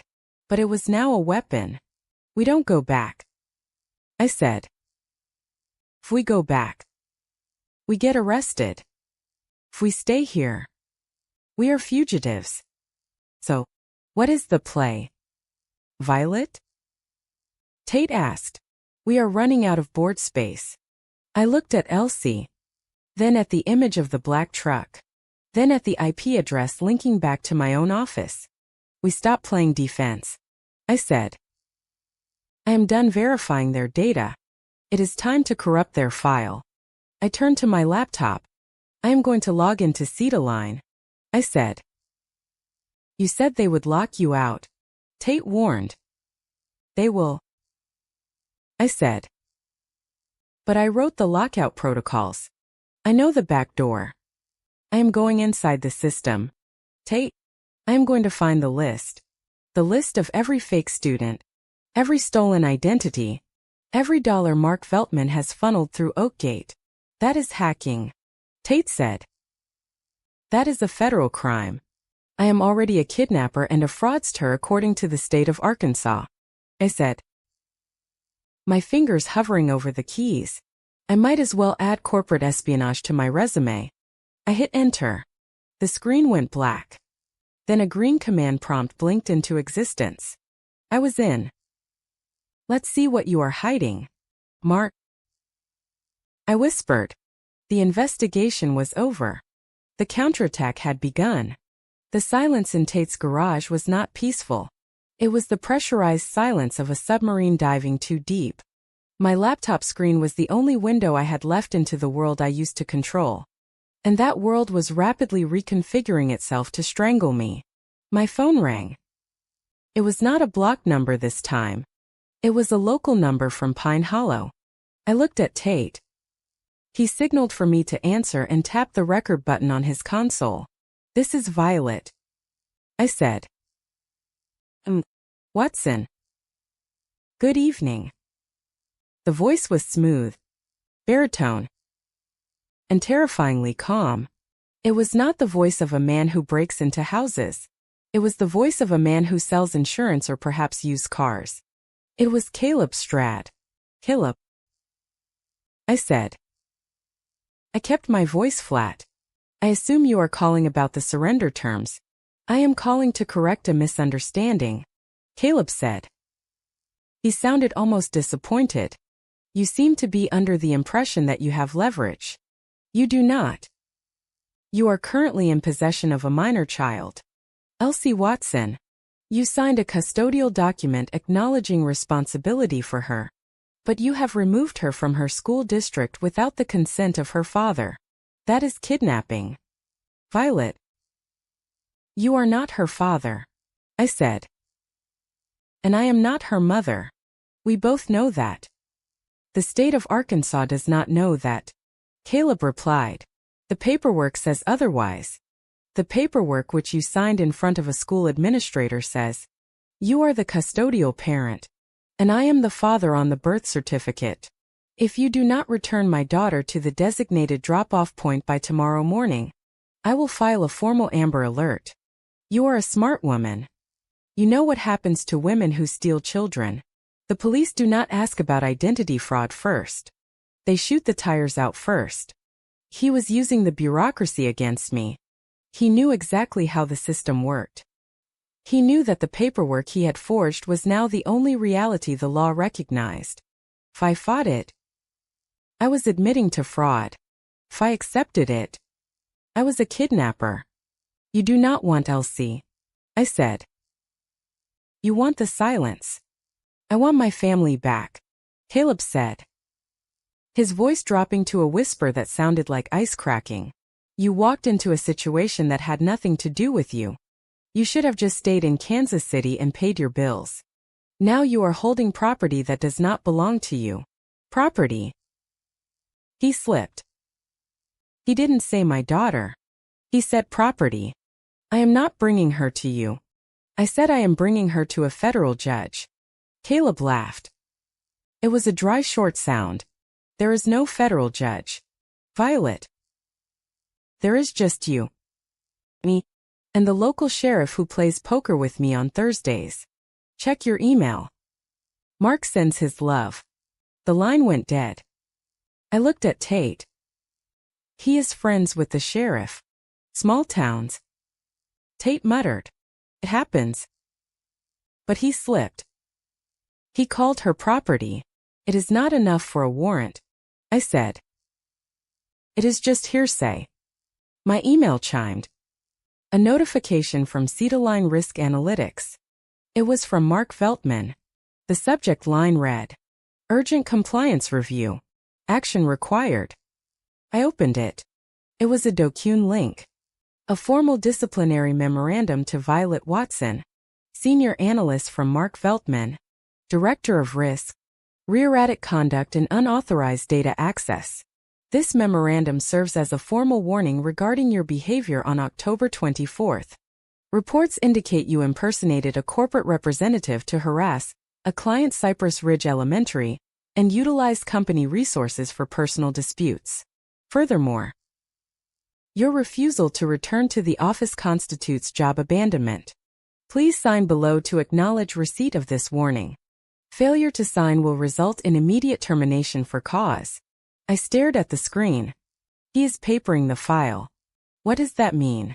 Tate asked. It is an HR tactic, I explained. My fingers hovering over the mouse. He knows I might testify. If I testify later that Cedarline was involved in fraud, he needs to discredit me.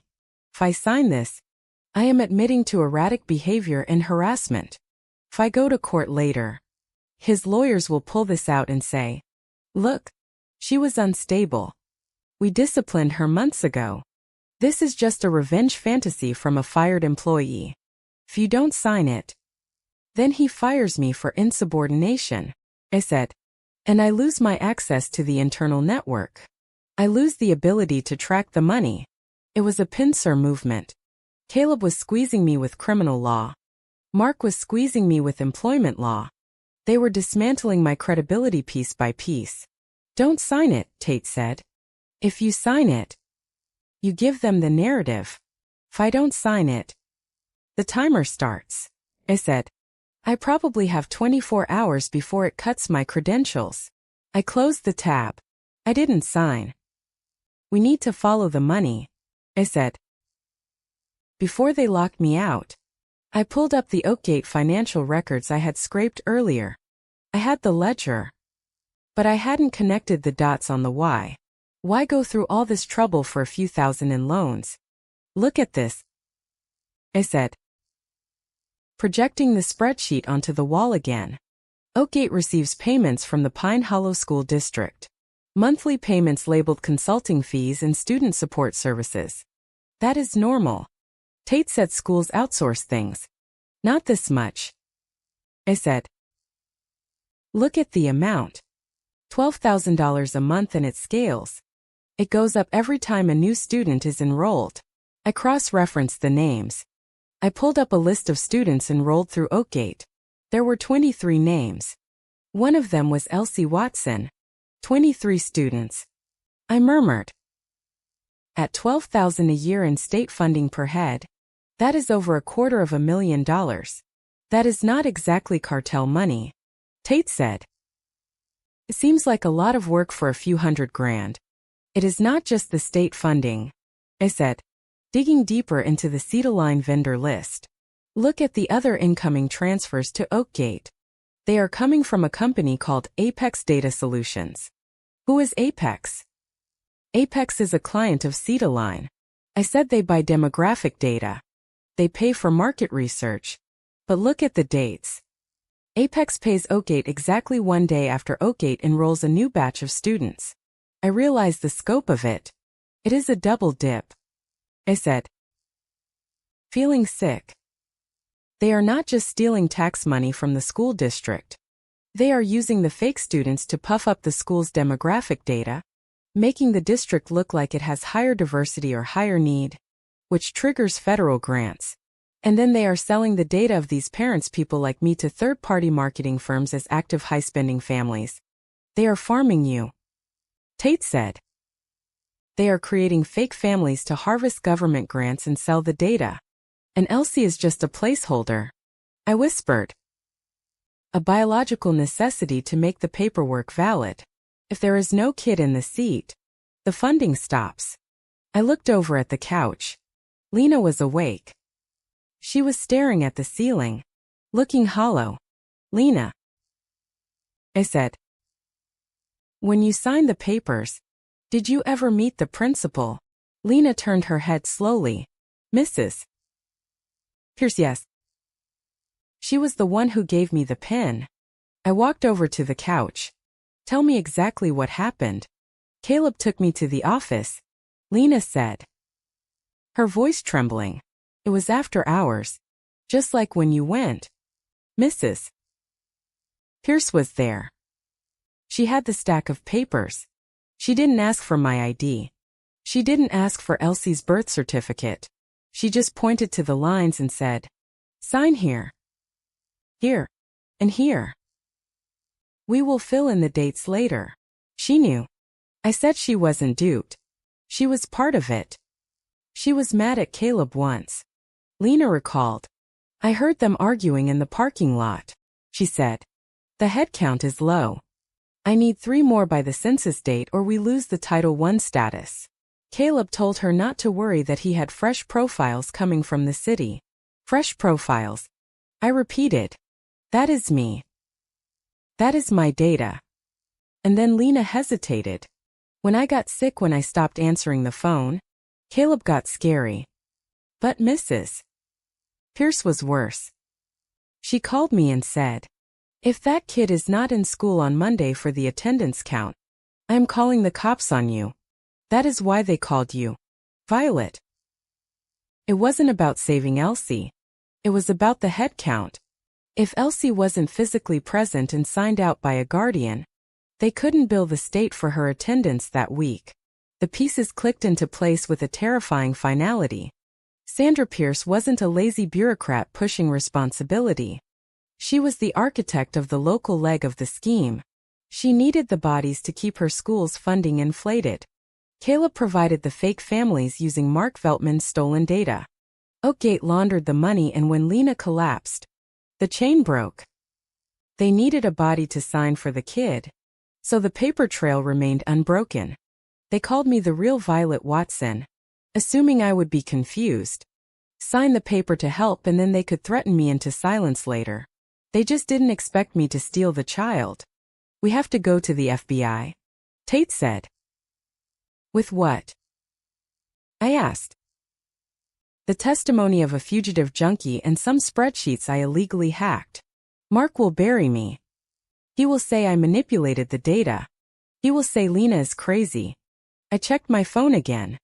I had alerts from my home security system. I opened the app. It wasn't a motion alert.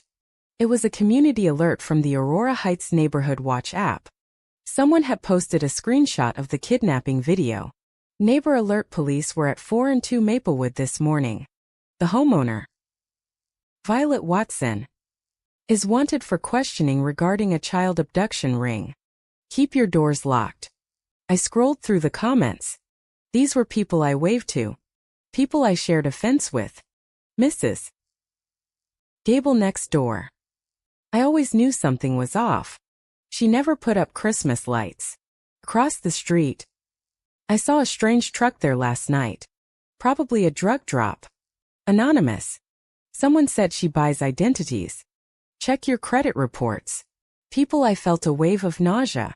They were isolating me. They were turning my sanctuary into a crime scene. I couldn't go home. I couldn't go to work. I couldn't go to the police. They are winning the PR war. I said. By the time I get to court, no jury will believe me. I will just be the crazy lady who stole a kid. My laptop dinged. A new email. This one was not from Mark. It was from Cypress Ridge Elementary Administration. Subject: official demand for student return. I opened it. It was a scanned letter on official school letterhead signed by Sandra Pierce. Dear M. Watson, it has come to our attention that the student Elsie Watson has been removed from the district during a mandatory testing period.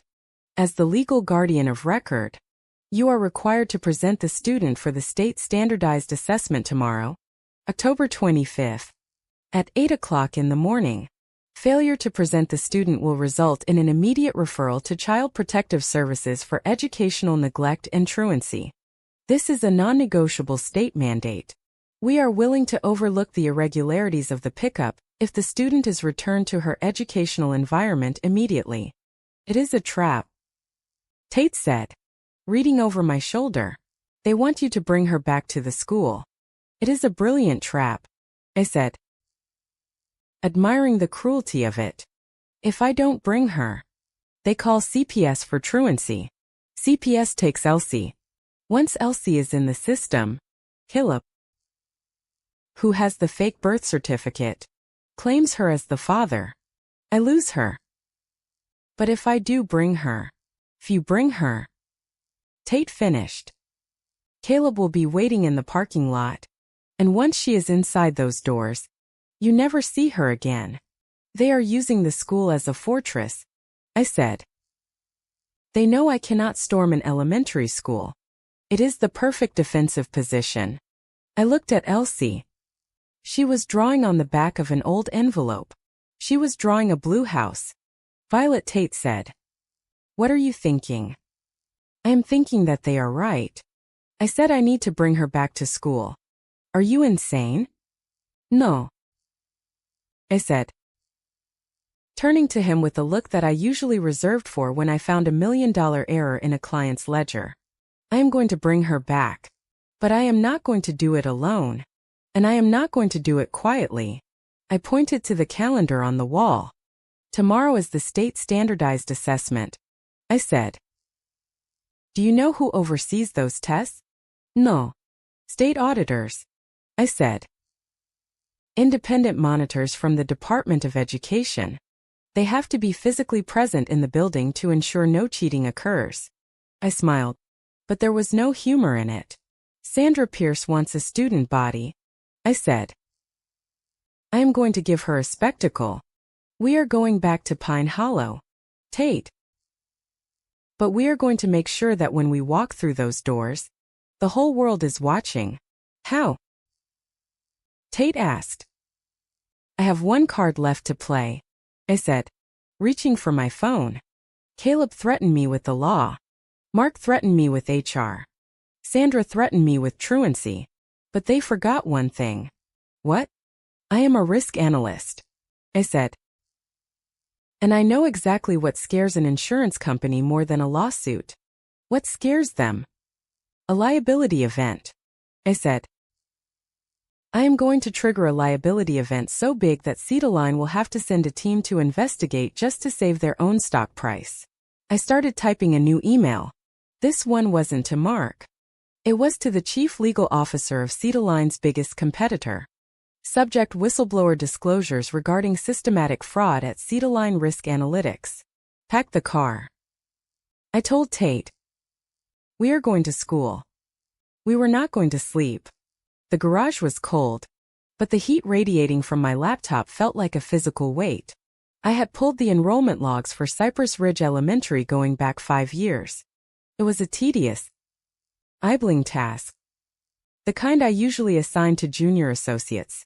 But tonight, every cell was a potential smoking gun. Look at the slope, Tate said, pointing a thick finger at the trend line projected on the wall. Pine Hollow has a declining population. The lumber mill closed 3 years ago. Families moved out. The census data shows a 12% drop in residents under the age of 18. But the enrollment at Cypress Ridge is up, I said. Tracing the red line that defied gravity, it is up by 8% in the last 18 months. Exactly. Tate said. Ghosts.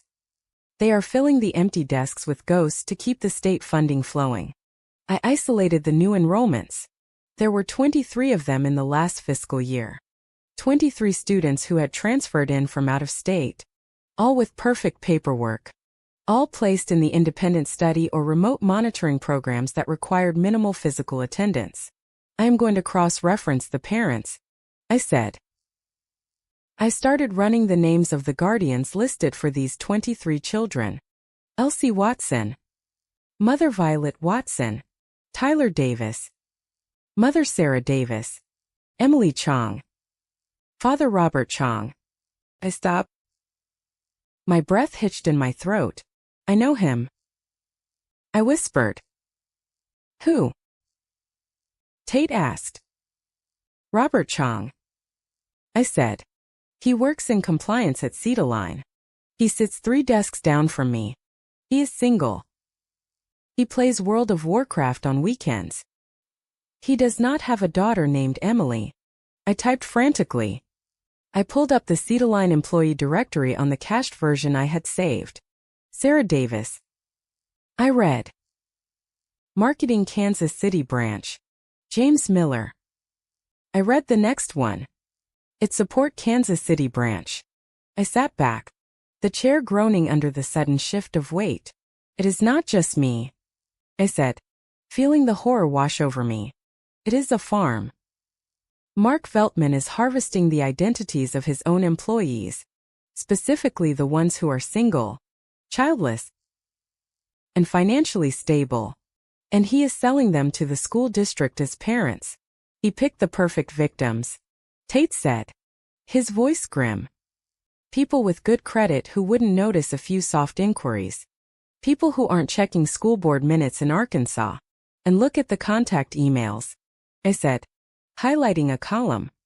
They are all different domains. Gmail, Yahoo, Outlook. But look at the syntax. First name. Last name. Month year. A script. Tate nodded. Bot generated. Chum. 23 synthetic families. I said 23 fake lives. And Elsie. Elsie was just the one that malfunctioned because the actor playing the mother got sick. I looked over at the couch. Lena was awake, sitting with her knees pulled to her chest. She had heard us. I tried to tell them, Lena said softly. Her voice was stronger now, fueled by the anger of the revelation. 6 months ago, before I got sick, I found a letter in the mailbox addressed to Violet Watson. It was a welcome packet from the school. I asked Caleb why we were using a real person's name. What did he say? I asked. He hit me, Lena said, touching her jaw as if the bruise were still fresh. He said I was asking questions that would get us killed. But I was scared. So I called Oakgate. I found the number on a brochure Caleb left in the truck. You called Oakgate Student Services? I asked. A woman answered. Lena said. She sounded nice. I told her I wanted to report a fraud. I told her my boyfriend was using fake papers. And in 10 minutes later, Caleb came home. Lena said. Tears filling her eyes. He was on the phone with someone. He was furious. He dragged me into the bedroom and showed me a piece of paper. It was a loan application. He said. You signed this. If you talk, you go to jail for bank fraud. And while you are in jail, I will put Elsie in a foster home where they lock the closets. I closed my eyes. It was the perfect silence machine. Debt and custody. They used the two things a mother fears most. Losing her child and losing her freedom to keep the scheme running. Who did he talk to? I asked. On the phone. He called him the architect. Lena said. But once he forgot to hang up, I heard a voice on the speaker. A man. He had a deep voice. He told Caleb. Fix the leak or I will plug it myself. Mark. I whispered. It sounded like Mark Veltman. I turned back to the computer. I need to prove the money trail. I need to link Mark to Oakgate. The IP address isn't enough. I need a deposit slip. I went back to the loan that had been taken out in my name, the $5,000 from Quick Cash personal loan. I had traced it to Oakgate's account earlier, but where did it go from there? I hacked into the routing history. It took me 20 minutes to bypass the encryption on the Oakgate vendor portal, using a backdoor password that I knew Mark used for all his secure accounts. His daughter's birthday, July 17, 2010. I pulled the disbursement ledger. Oakgate outgoing wires to Pine Hollow Independent School District. $12,000 to Pine Hollow Independent School District. $12,000. And here's the kickback. I said. Scrolling down. Development Strategic Consulting LLC. $4,000. Development Strategic Consulting LLC. $4,000. Velman Strategic Consulting. Tate read. Let me guess. Registered in Delaware. Nevada. I said. Checking the registration. Managed by Linda Veltman. His wife. Tate said. He is embezzling the school funding. I said. He creates the students using stolen data. The school gets the state grant. The school pays Oakgate a consulting fee for bringing in the students. Oakgate kicks 40% of that fee back to Mark's shell company. It is a circle of theft and the taxpayers are footing the bill. And you? Tate said. Pointing at my name on the screen. You are the loose end. No. I said, a realization hitting me like a physical blow. I am not the loose end. I am the scapegoat. I stood up and paced the small room. Think about it. Tate. Why did Mark threaten me so aggressively? Why did he try to force me to sign that warning about erratic behavior? Why did he suspend me to discredit you? More than that. I said he wants me to be the criminal. If this scheme blows up, and schemes like this always blow up, eventually he needs a villain. He has 23 fake files. If the auditors come, he can point to me.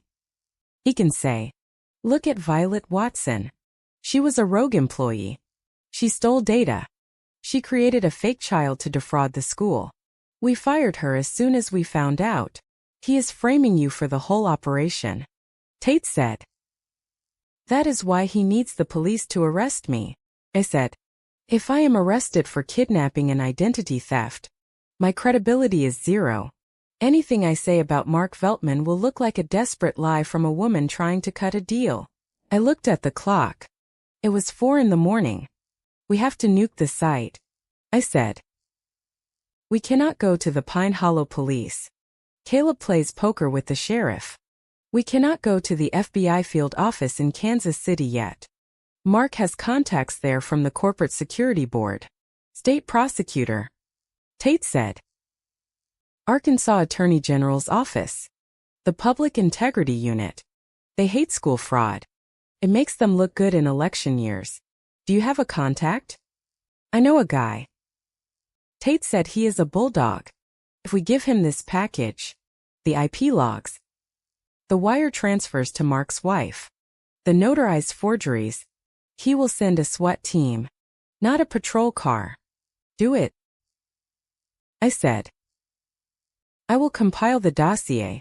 You make the call. I spent the next hour assembling the digital evidence. I organized it not like a victim, but like a prosecutor. Exhibit A. The forged signature. Exhibit B. The internal IP address. Exhibit C. The money trail. I zipped the file. Tate sent it via an encrypted Dropbox to his contact. It is done. Tate said. He will see it when he walks in at 8. My phone rang. It was a blocked number, but I knew who it was. I put it on speaker. I hit record. Watson. It was Sandra Pierce, the principal. Her voice was shaking. She sounded like a woman standing on a ledge. Principal Pierce. I said. To what do I owe the pleasure? Is it about the truant officer? We need to resolve this, she said quickly. I spoke to the board. We are willing to make an exception. If you return the student files and the student, we can waive the police report. We can label it a clerical error. A clerical error? I asked. You mean the part where you forged my signature 23 times? I didn't forge anything. She hissed. I just processed what was given to me. Look, Violet. Miss Watson. You don't understand the pressure. The district was going to cut our budget. We would have lost the art program. We would have lost the special needs aides. We needed the numbers.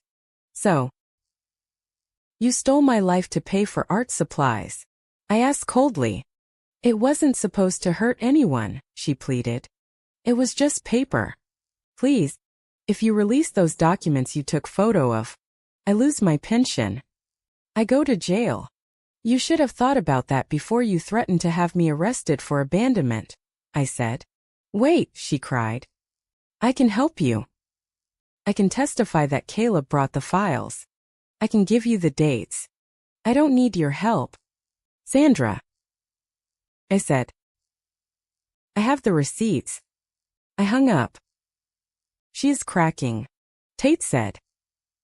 She knows the ship is sinking. The phone rang again immediately.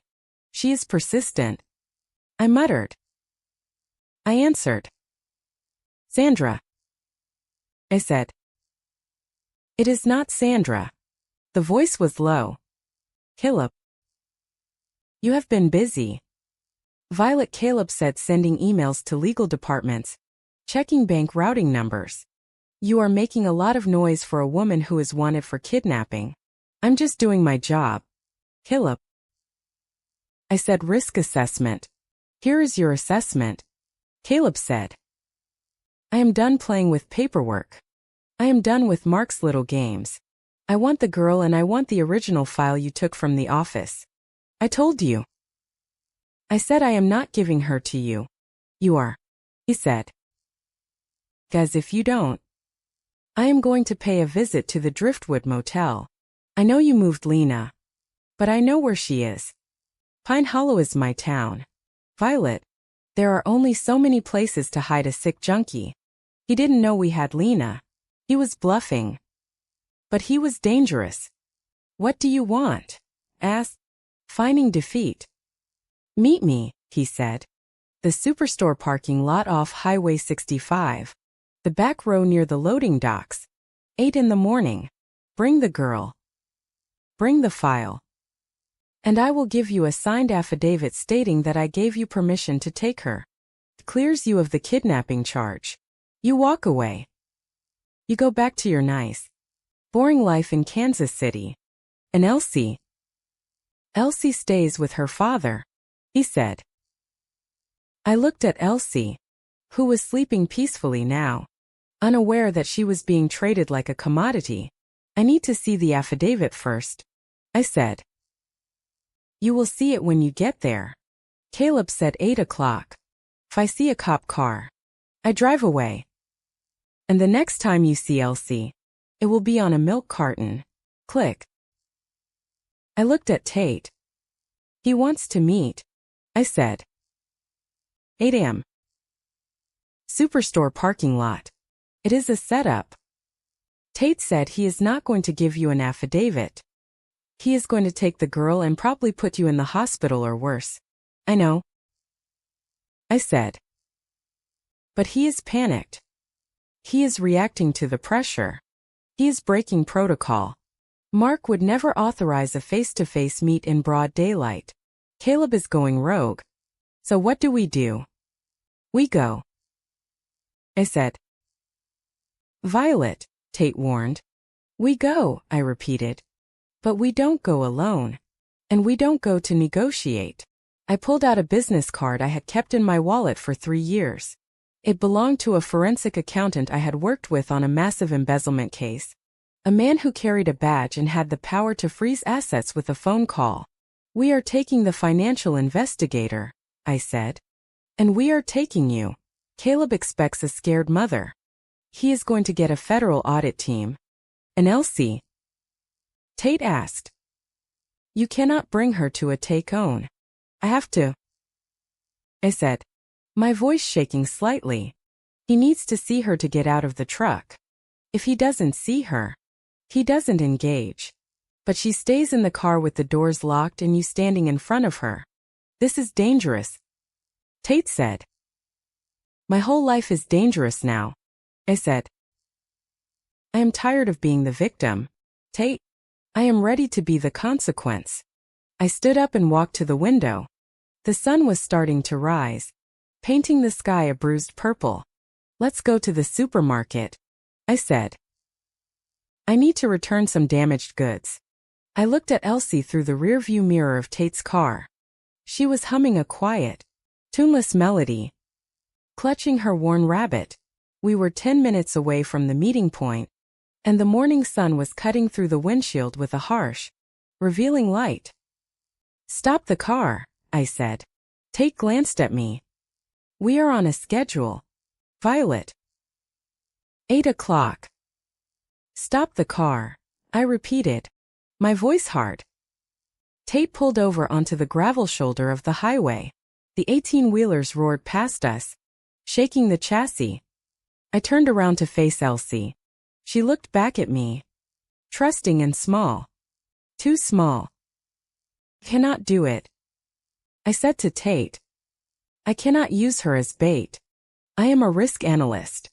You do not bring the asset into the blast zone. If Caleb sees her, he might grab her. He might have a weapon. Things go wrong. She is the one who bleeds. He won't get out of the truck if he doesn't see the kid. Tate argued. That was the deal. Then I will make him get out, I said. I will make him so angry he forgets about the kid. I pulled out my phone. Call your contact. The retired dispatcher you mentioned, Mrs. Higgins. Does she still live in Little Rock? Yeah. Tate said. Realizing what I was doing. About 20 minutes from here. We are dropping Elsie off. I said this ends today. But it ends with her watching cartoons on a safe couch. Not ducking behind a dashboard. 40 minutes later. I was standing alone in the vast concrete expanse of the supermarket parking lot. The lot was enormous. A sea of asphalt dotted with early morning shoppers and cart returns. I stood near the loading docks in the back row. Exactly where Caleb had instructed. It was the blind spot of the store's cameras. A detail Caleb had likely scouted weeks ago. But it was not a blind spot for us. 3 rows back in a beat-up minivan with tinted windows sat Rowan Tate and Special Agent Vance from the State Financial Crimes Unit. Vance had listened to our recording of the principal. He had seen the wire transfers. He was interested. I tapped the small button on my collar. Comms check. I whispered loud and clear. Tate's voice crackled in my earbud, which was hidden beneath my hair. We have eyes on the north and south entrances.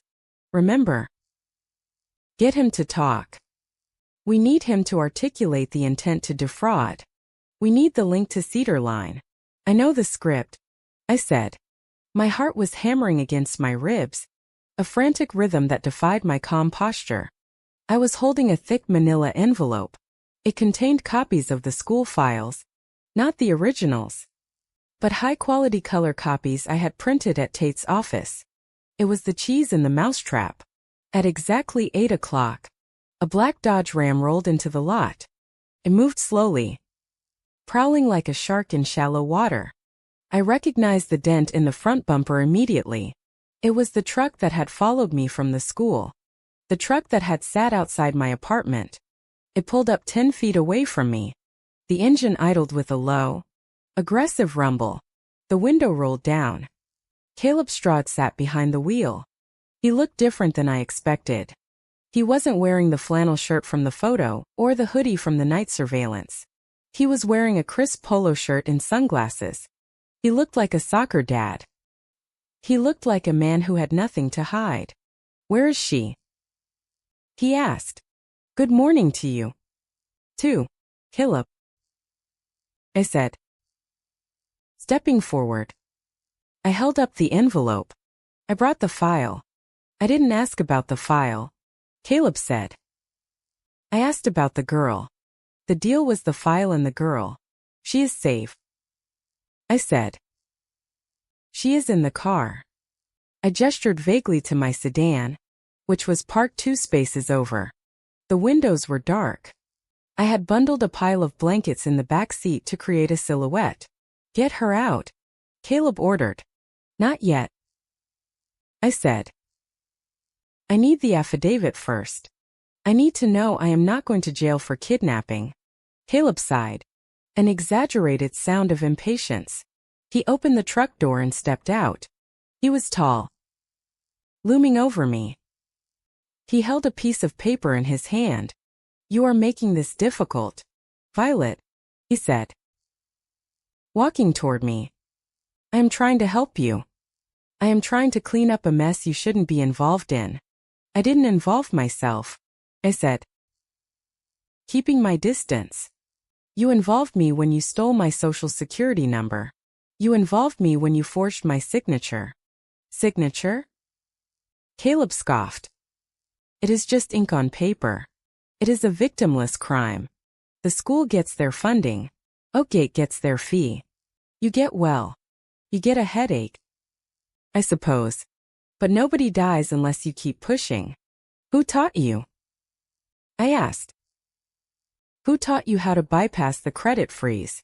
Who taught you how to structure the loans so they stayed under the fraud alert limit? I read a book, Caleb said, glancing at my car. No. I said that was corporate structuring. That was a Cedar Line algorithm. You didn't come up with that. Oakgate didn't come up with that.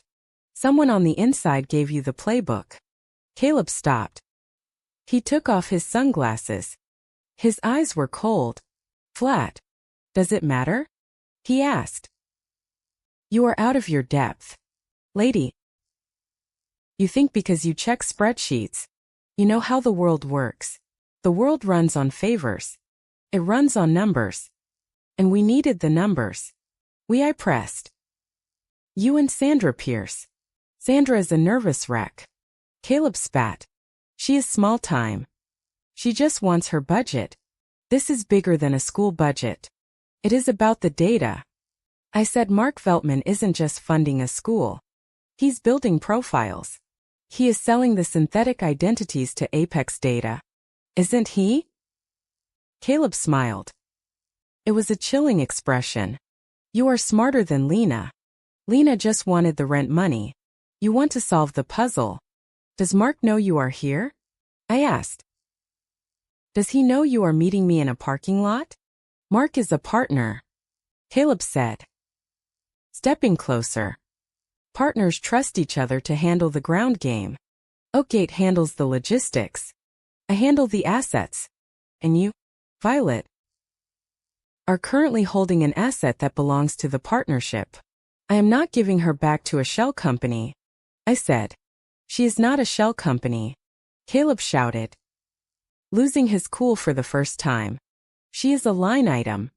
Do you know how much she is worth over 12 years of schooling?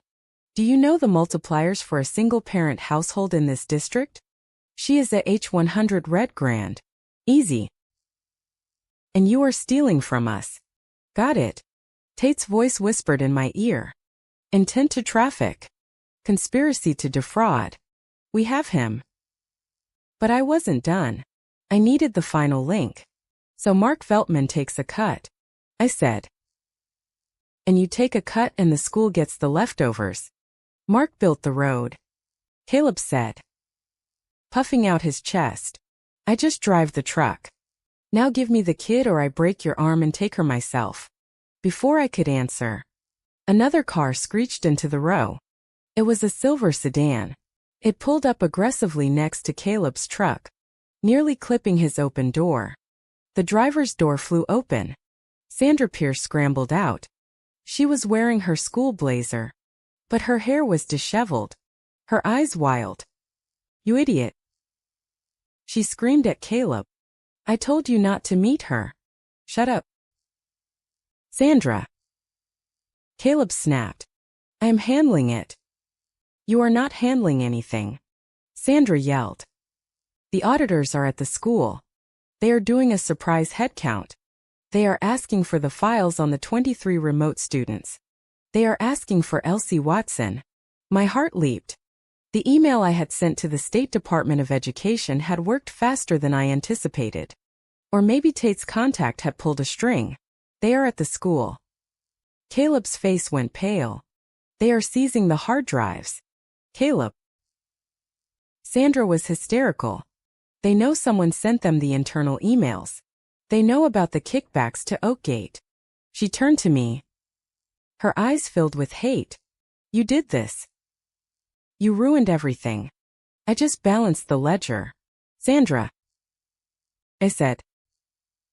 We have to go, Caleb said, grabbing Sandra's arm. Forget the kid. We have to clear the safe house. You are not going anywhere, I said. Caleb turned on me. Get out of my way. He reached into his waistband. I saw the glint of metal. A gun. Gun. I shouted. Move.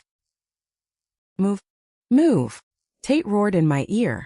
The doors of the minivan burst open. Tate and Agent Vance sprinted across the asphalt. Weapons drawn. Two unmarked police cruisers that had been waiting behind the store surged forward.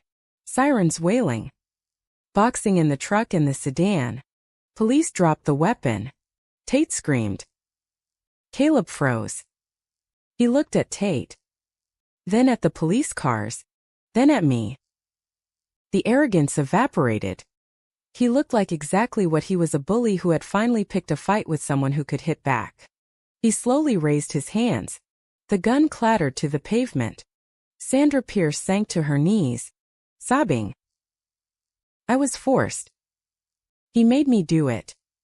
As the officers swarmed them, cuffing Caleb and hauling Sandra to her feet, my phone began to ring. I pulled it out of my pocket. Caller ID Mark Veltman. I looked at Tate. He was securing Caleb, but he nodded at me. Answer it. I tapped the screen. I put it on speaker. Violet.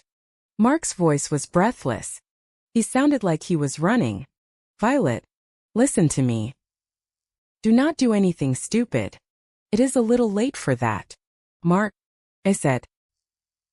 I am standing in a parking lot in Pine Hollow. Caleb Stout is in handcuffs. Sandra Pierce is confessing to the state police. There was a silence on the other end. A heavy, terrified silence. You don't understand, Mark said.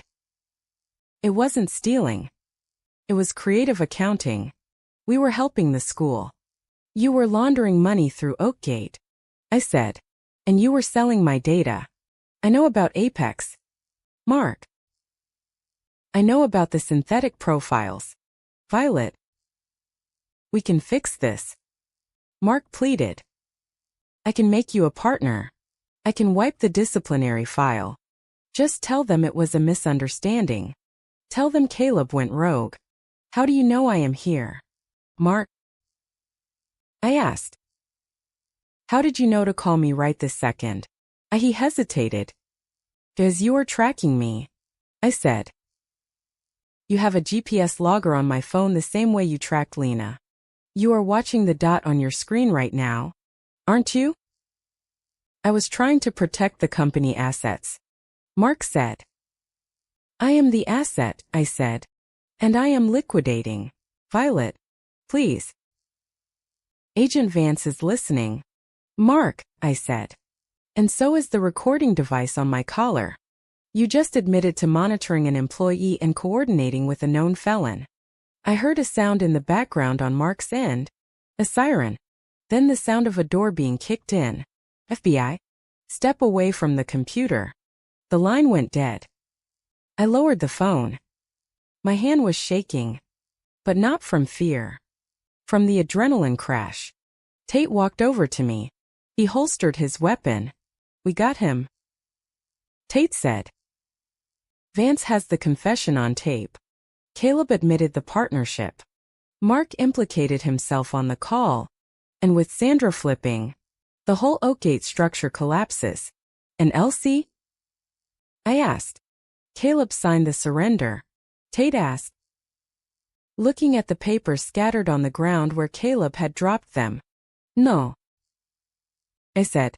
We didn't get to that part. Doesn't matter. Agent Vance said, stepping up. He was a man in a cheap suit with eyes that missed nothing. With Caleb Stratt facing federal charges for fraud, kidnapping, and conspiracy, he loses all parental rights immediately. The state takes custody. My stomach dropped. The state takes custody. She goes into the system, Vance said. Shrugging. Foster care pending a review of the mother's fitness, but given MS.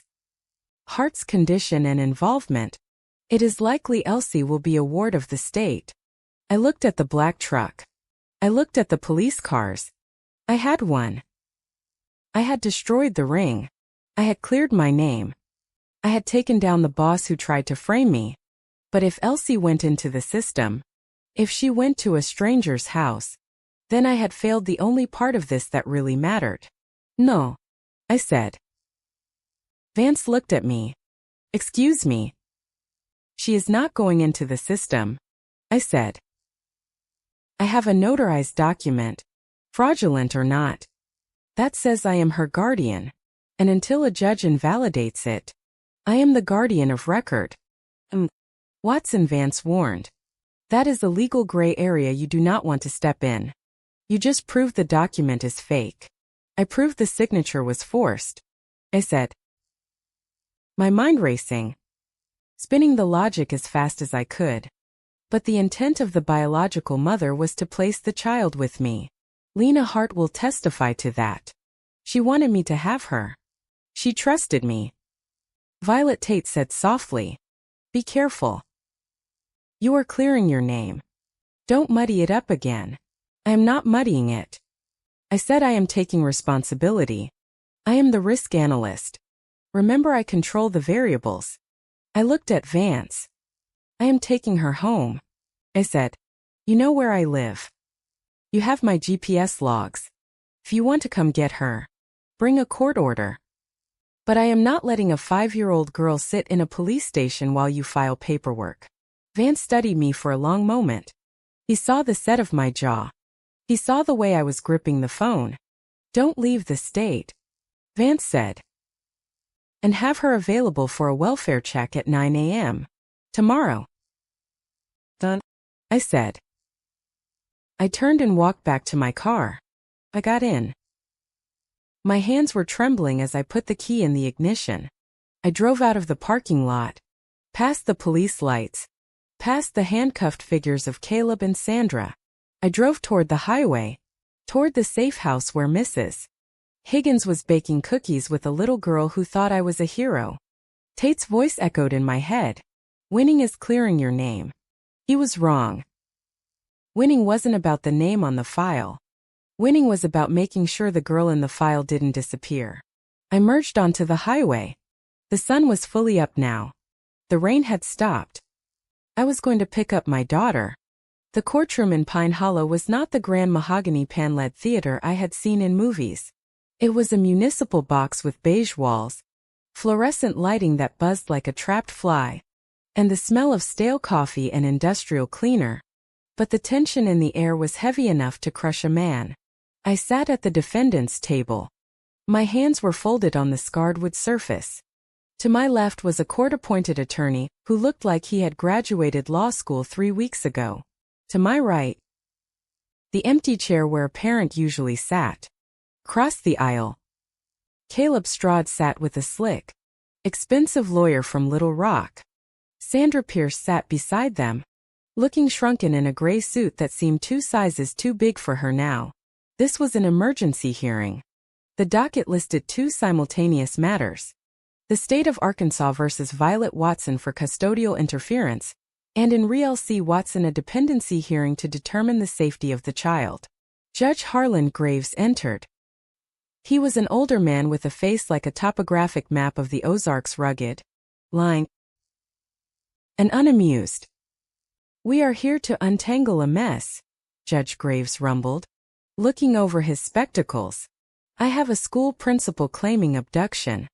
I have a father claiming kidnapping, and I have a woman from Missouri claiming the entire population of this town is a hallucination. Let us proceed." The district attorney, a sharp woman named Helen Ross, who Agent Vance had briefed earlier, stood up. She wasn't looking at me. She was looking at Caleb.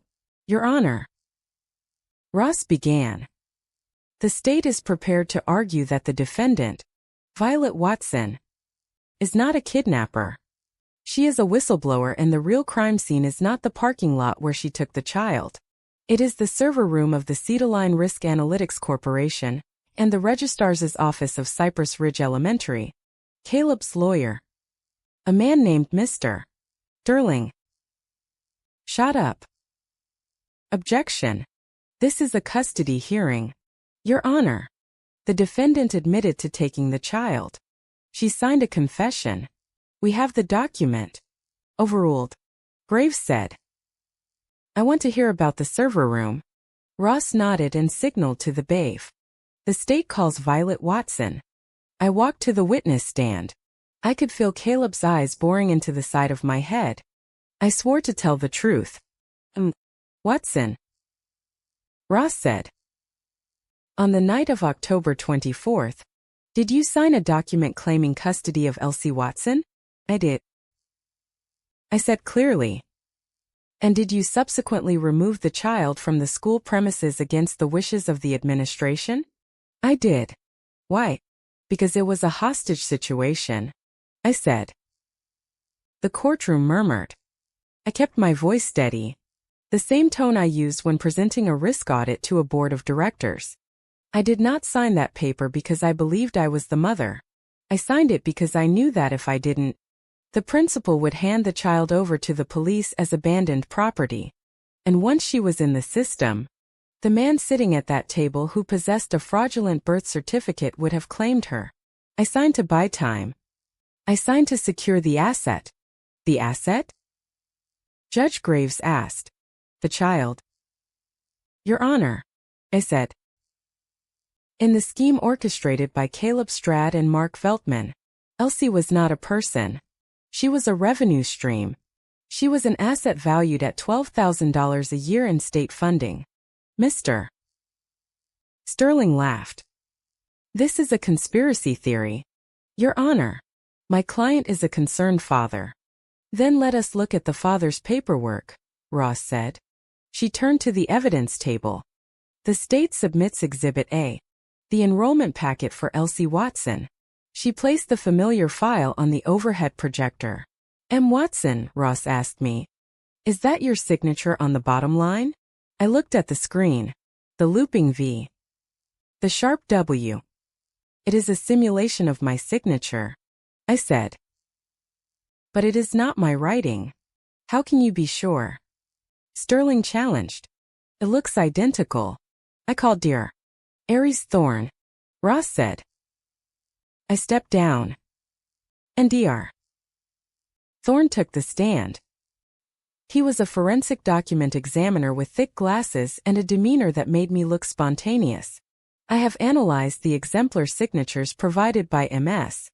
Watson from her verified employment contracts, Dr.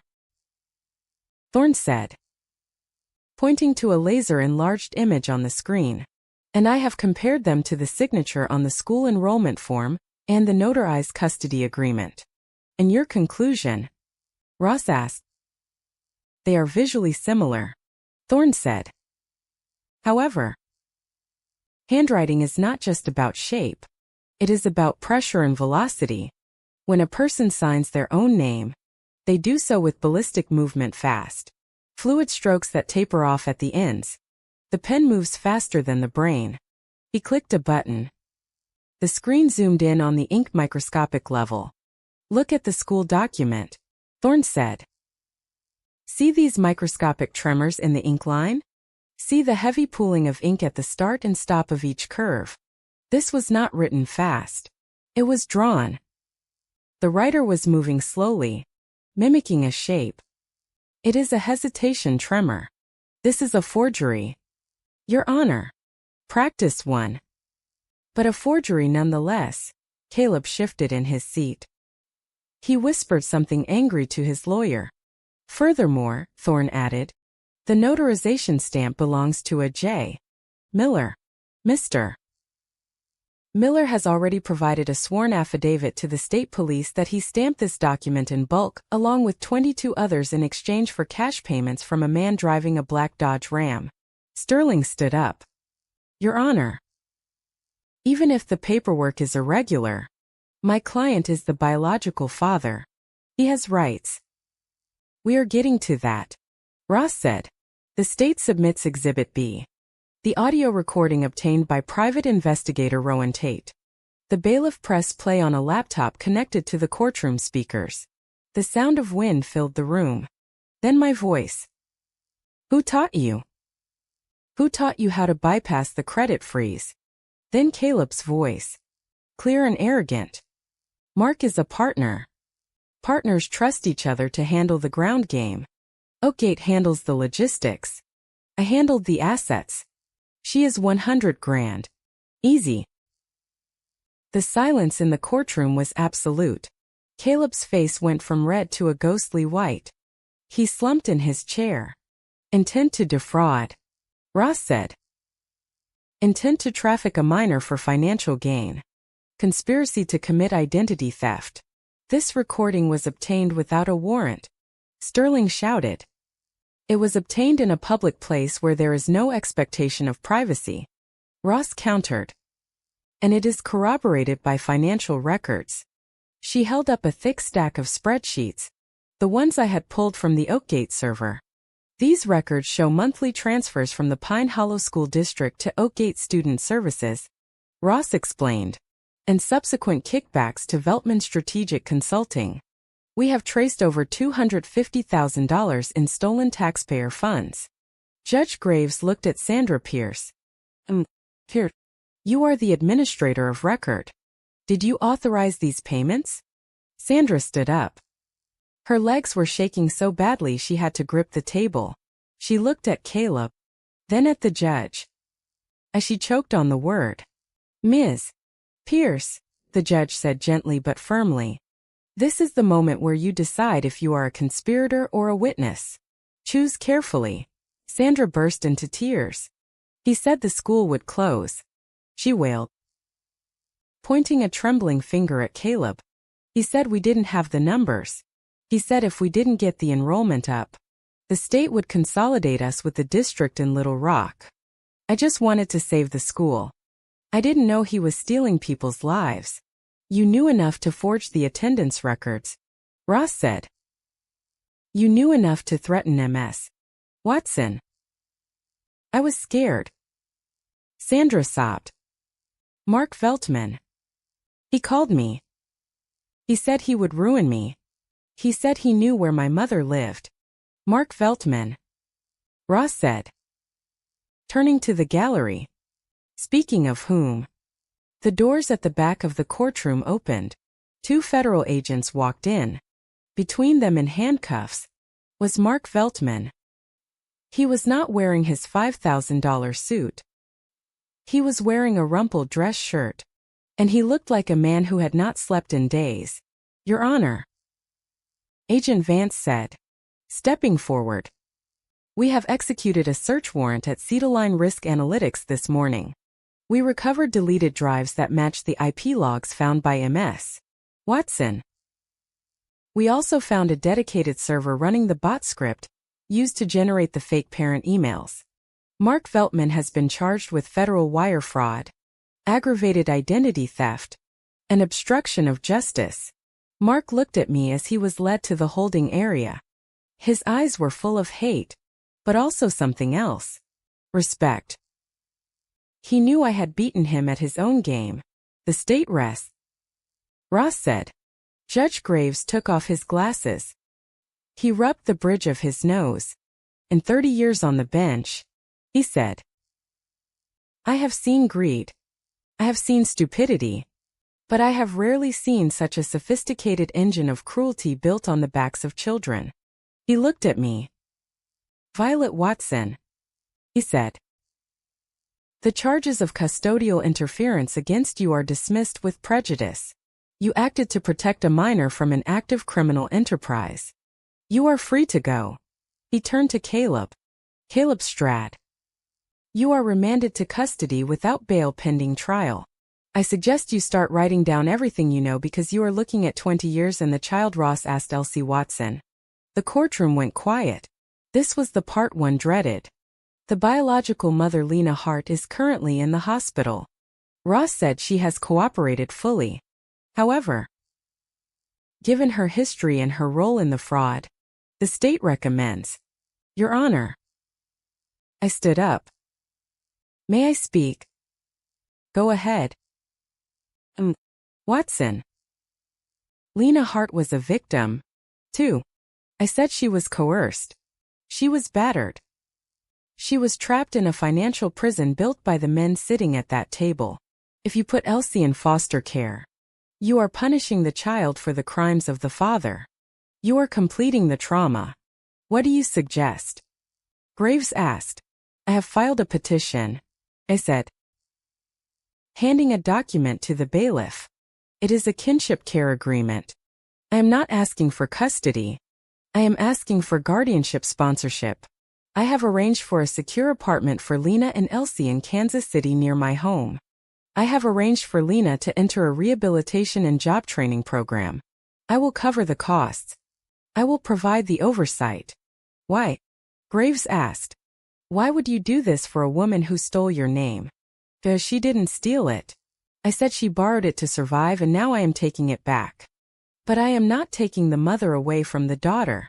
I know what it is like to be a file number. Your Honor. Elsie deserves to be a person." Judge Graves studied the paper. He looked at me, then at the empty chair where a parent should have been. "Petition granted." He said temporary guardianship is awarded to Lena Hart under the supervision of Violet Watson. Review in 6 months. Court is adjourned. The gavel banged. It was the best sound I had ever heard. The hallway outside the courtroom was filled with light. The rain had finally stopped and the Arkansas sun was shining through the high windows. Tate was waiting for me. He gave me a rare smile. "You did good, Violet," he said. "For a corporate suit." "I am not a corporate suit anymore," I said. "I think I'm going to open my own firm. Independent consulting. Risk assessment for the people the system forgets." "You would be good at that," Tate said. Then I saw them. Lena was sitting on a bench near the exit. She looked tired, but clean. She was holding Elsie's hand. When Elsie saw me, she didn't scream. She didn't run. She just stood up and walked over to me. She looked different. Lighter. The weight of the secret. The weight of Mr. Caleb was gone. Vi, she said. Elsie, I said, crouching down. "Are we going to the blue house?" she asked. No, I said. We are going to a new house. A real one with no cameras and no secrets. She reached into her pocket and pulled out something.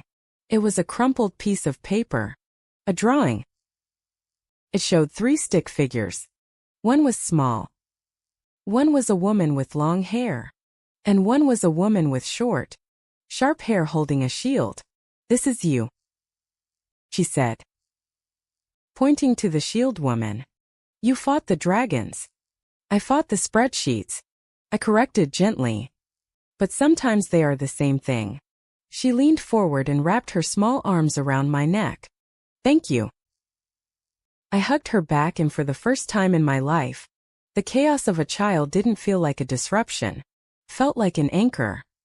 I stood up and watched them walk toward the exit, toward the car that would take them to the new life I had engineered for them. Then I realized they could steal my name. They could forge my signature. They could create a synthetic life out of my data and use it to build a prison for a little girl. But they made a fatal error in their calculation. They assumed that because I was alone, I was weak. They assumed that because I had no children, I had no instinct to protect. But the moment I walked into that dark school and felt that small hand grab mine, the algorithm changed. I didn't get my life back by filing a complaint. I didn't get it back by shouting. I got it back by doing the one thing they never expected a victim to do. I became the mother they invented. And I burned their world down with the truth. Thank you so much for listening to Violet's story. It's terrifying to think about how easily our identities can be weaponized against us, isn't it? I would love to hear your thoughts. Where are you listening from today? Are you in your car? At work? Or maybe relaxing at home? Let me know in the comments below. And if you enjoyed this story, please subscribe to the HOA Karen Vlog channel. Like this video and hit that hype button so we can share more stories like this with the world. Stay safe and watch your data.